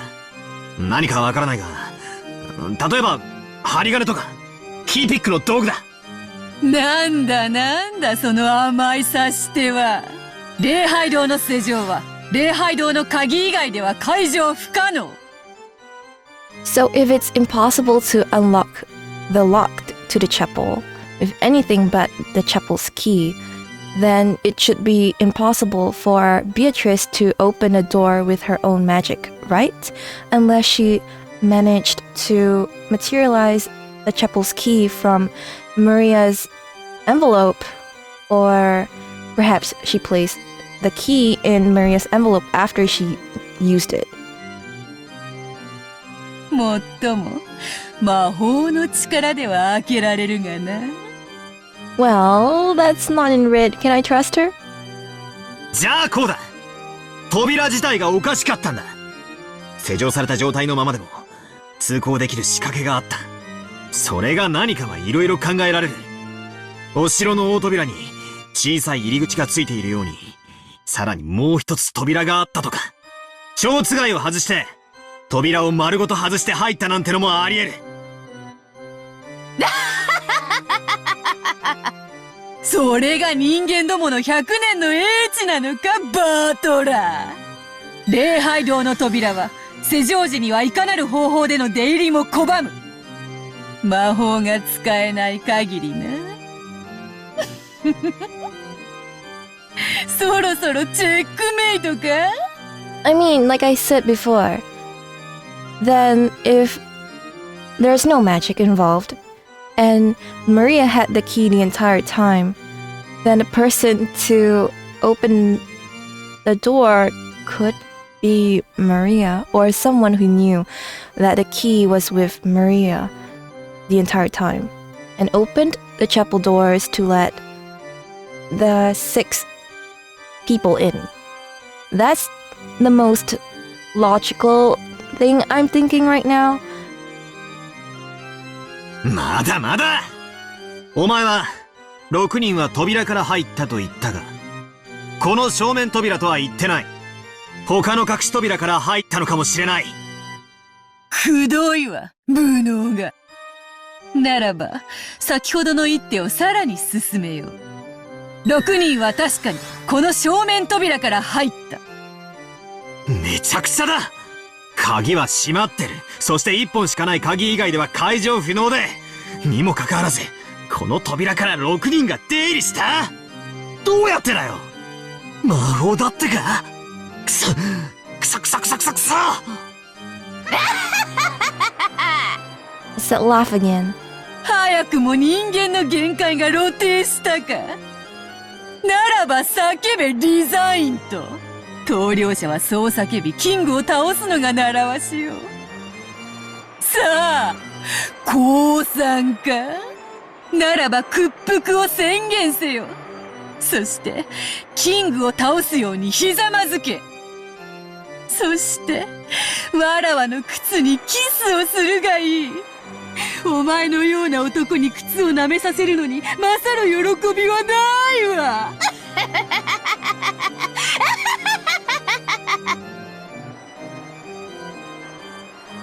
Damn it. It's no good, no good, no good. So I can't win against the witch? This isn't chess at all. I've just been made to take the losing side in a chess problem. It's quibbling about details and getting a draw the best I can do. それだけは断じてないぞ。わらわが屈するか、そなたが屈するか、それ以外の決着はない。互いへの苛並と例えたあの時の勇ましさはどこに？おいおいおいおい、がっかりがっかり、期待外れだぞ。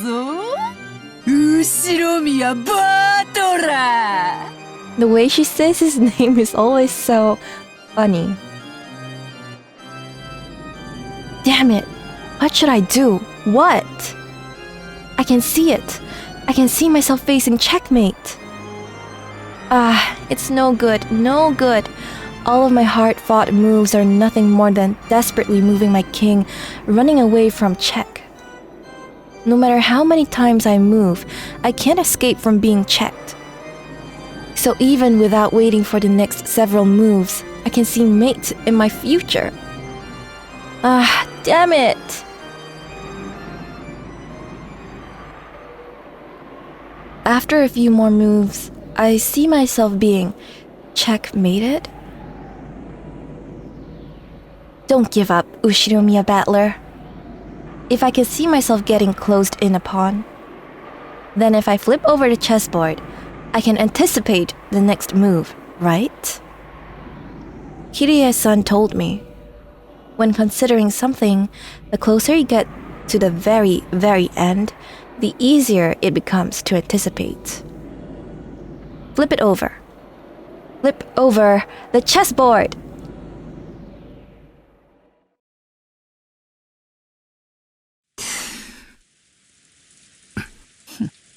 どうした？急に黙り込んだな。I don't like this face. It's so terrifying. 安心しろ。屈服は一時の恥よ。後に待つは身を委ねる喜びだけよ。さあ、投了を叫ぶがよい。聞こえんぞ。大きい声ではっきりと言えい。寝ぼけるな。お前が聞こうとしていないだけだぜ。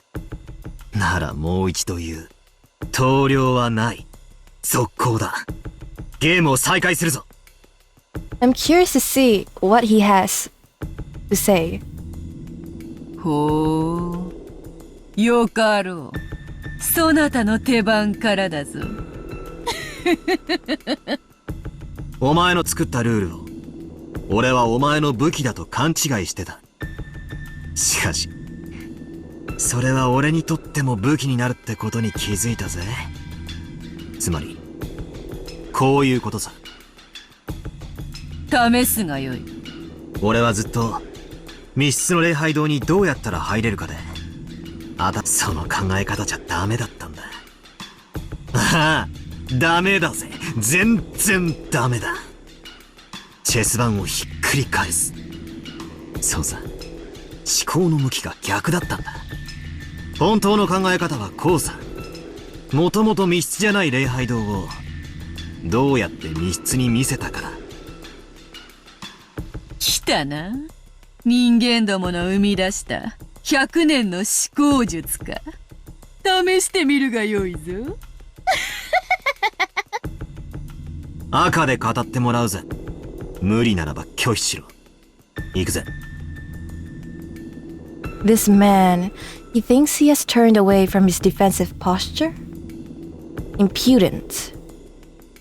礼拝堂に入るにはこの扉しかなく、そして鍵はたった一つってのも分かった。だが待ちな。その鍵が本当に昨日の昼前からマリアの手に渡っていたのかどうかな。長いな。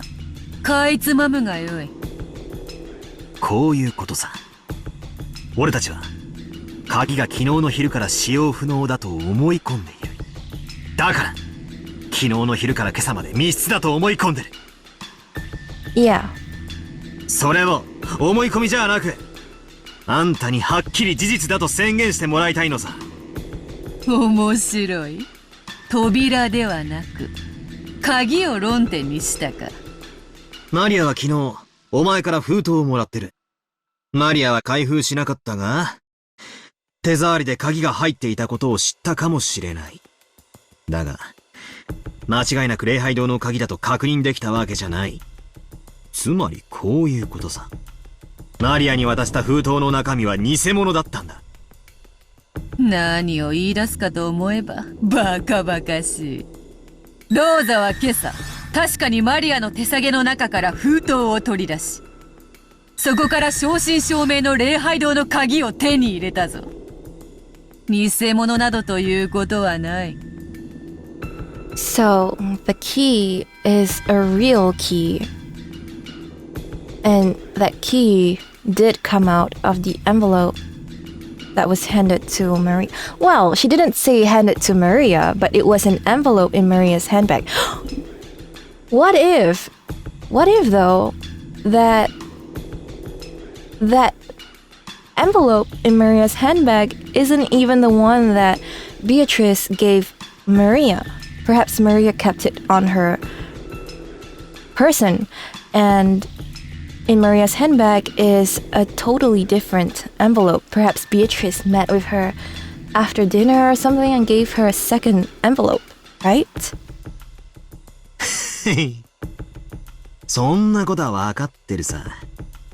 続けるぜ。なら、マリアが封筒を受け取った時、その中身は間違いなく同じ礼拝堂の鍵だったのか？ほう。つまりこういうことさ。お前は昨日の昼、マリアに鍵入りの封筒を渡した。決して開くなと言い含めて、マリアは中に鍵があることを悟ったろう。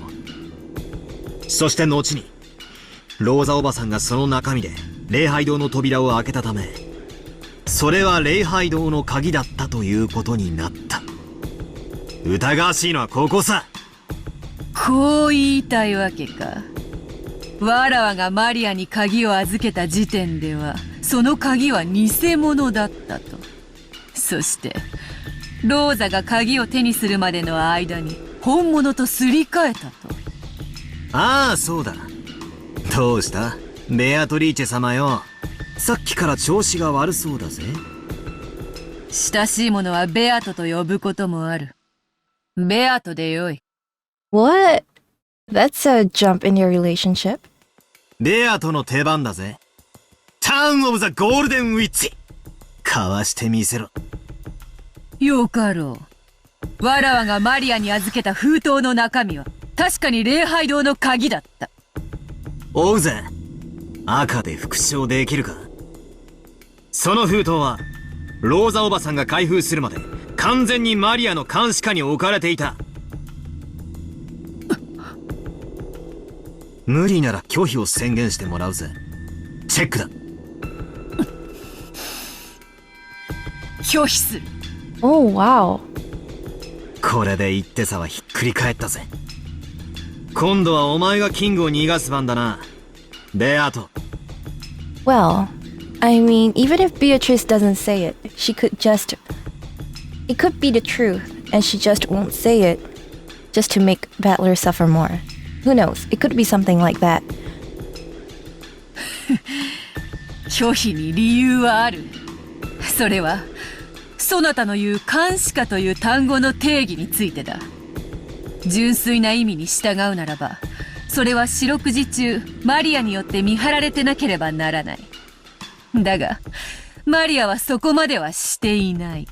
手提げから出していた時は完全に監視下にあっただろうが、手提げに入れた後は視界から消える。その意味において監視下という単語が適当でないため、赤が使えなかっただけだ。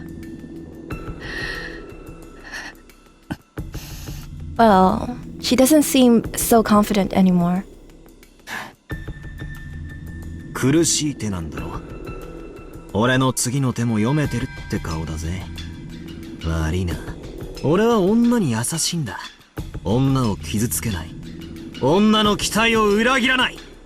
赤で復唱してもらうぜ。言えるもんなら言ってみやがれ。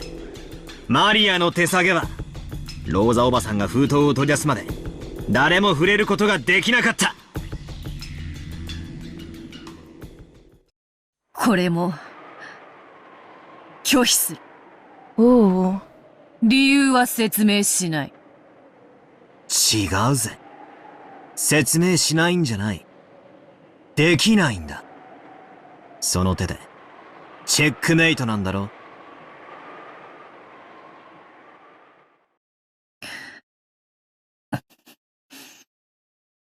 お前にできないなら俺が説明してやる。Please do. お前がマリアに渡した封筒には、確かに礼拝堂の鍵が入っていた。そして、マリアはこれを手提げにしまい、翌朝に、ローザおばさんがここから取り出して鍵を開けた。しかし、マリアは手提げを完全な監視下に置けなかった。魔法なんか必要ない。人間に可能な密室トリックだ。人間である犯人は、マリアに鍵を渡し、翌朝、ローザおばさんに使わせることで、その間が密室であったかのような幻想を作り上げたんだ。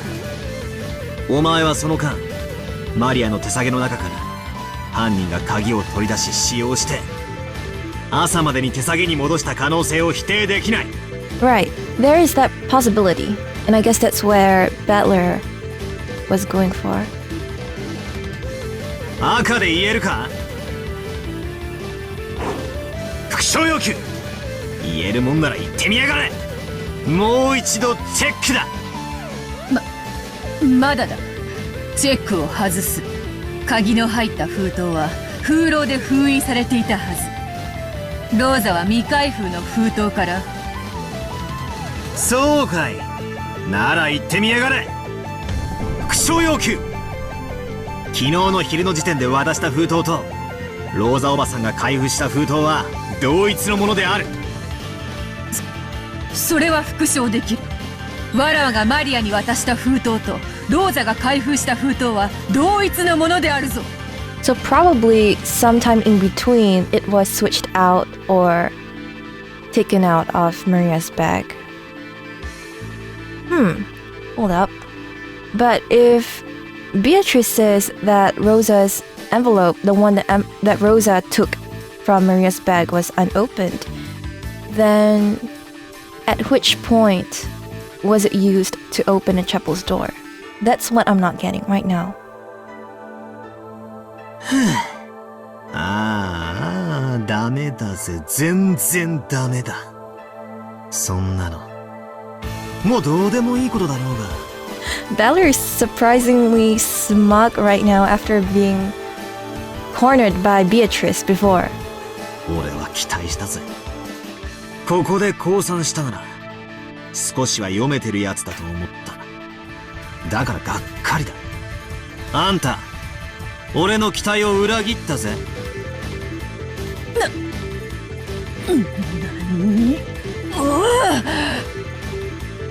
封筒が同じものなんて大したことじゃない。封漏なんて何度でも打てるんだしな。 Okay, that's what I'm missing here. 中身の鍵だろ大事なのは。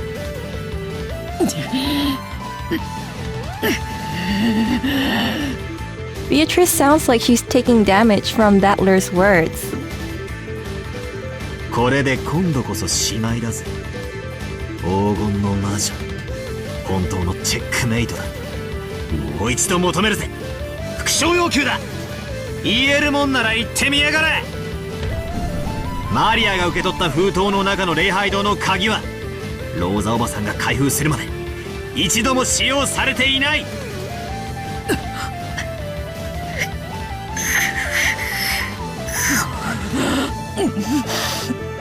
このわらわが人間不正に。なんとでも繰り返すぜベアトリーチャ。復唱要求。マリアが受け取った封筒の中の礼拝堂の鍵はローザおばさんが開封するまで一度も使用されていない。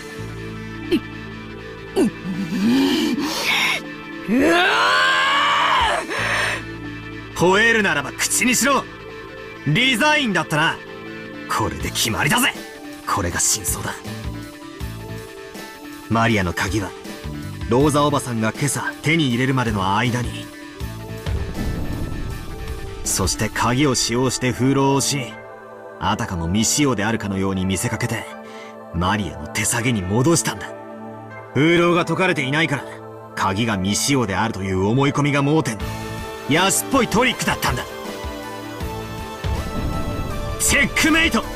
魔法なんかじゃない。人間に可能なトリックに過ぎない。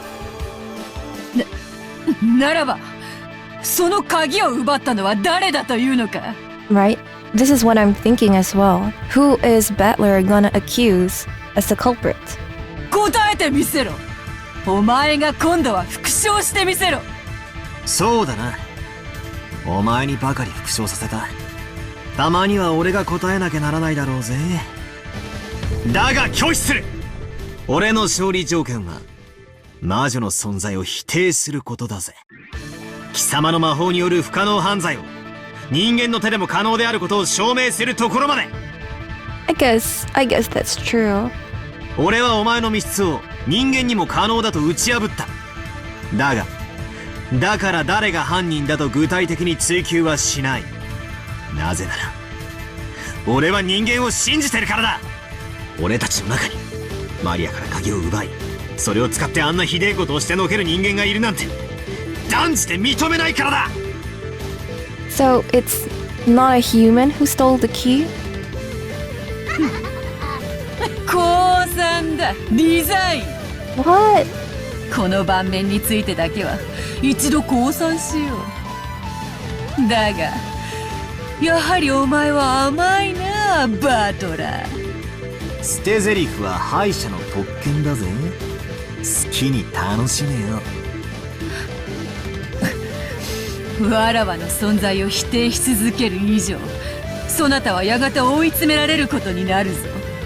So Beatrice's condition for victory is for Battler to accept Beatrice's existence as a witch. In other words, he must not be able to explain the crimes in a way that a human... Let me rephrase this. I guess Beatrice's conditions for victory is for Battler to give up on explaining how the crimes could have been committed by a human. In other words, that the crimes must have been committed by a witch and therefore accept Beatrice's existence. That's what Beatrice's victory condition is, I think. And for Battler, then it's the other way around, right? He needs to explain it in a way that humans can commit a crime and continue to deny Beatrice's existence.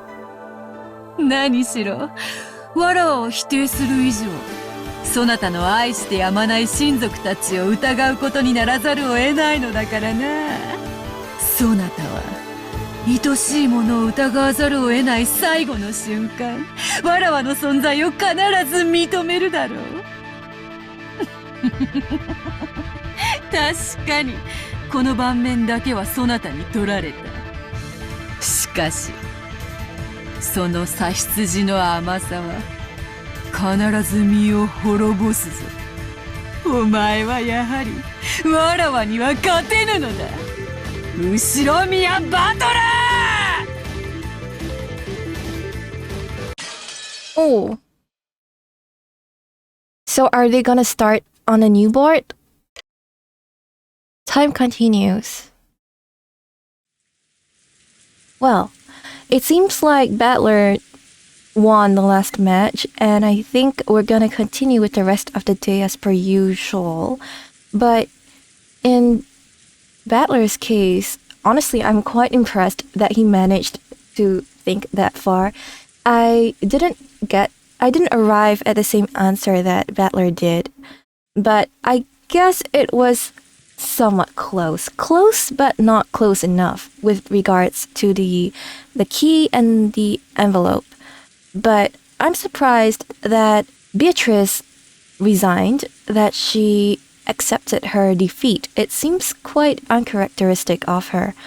And also that she allowed Battler to call her Beato.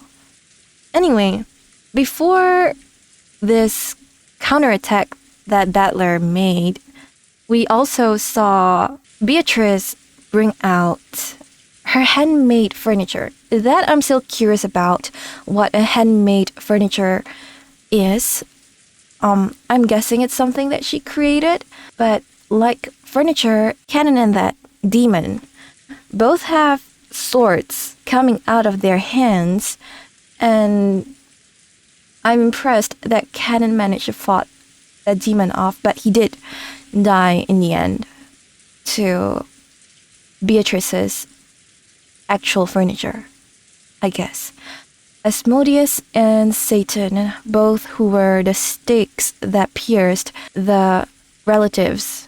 I know I was very shocked during that moment where a whole fight scene went down with Jessica and Canon and Beatrice. That was thrilling to watch, but also really heartbreaking because Canon and Jessica did nothing wrong. Well, maybe they did do some things wrong. I don't know. We may never know. Hard to say. But this has been a very thrilling episode for me. I hope to see more locked rooms that we can try and explain away, but I guess Beatrice will try and make a more perfect one next time. I think that still, because Battler won and explained it away as a human, it begs the question, who did it? Which human culprit did it? If it wasn't Beatrice, if it wasn't someone or something else, then who took the key and killed them all? Not just killed them, but stuffed their bellies with candy. Honestly, right now, I can't really think of anyone who would want to do it. I mean, the only person I can think of is really Kinzo, but Kinzo, by the way he talks, seems like he has nothing to do with it. He keeps talking about the roulette and how he wasn't chosen. So, even though Kinzo's the biggest suspect in my mind, he's also one that has, I guess, the least reason to go and kill them. Well, no, he has a reason, but by the way he talks, you know. Well, my other suspect is probably Genji, just because he's extremely loyal to Kinzo, but had those suspicious, you know, he came up in, what's her name, Natsuhi and Krause's conversation. I can't forget that conversation, so suspicious. But yes, Genji, kind of suspicious. Anyway, thank you so much for watching. Let me know what you think in the comments down below. I'll see you next time. Bye!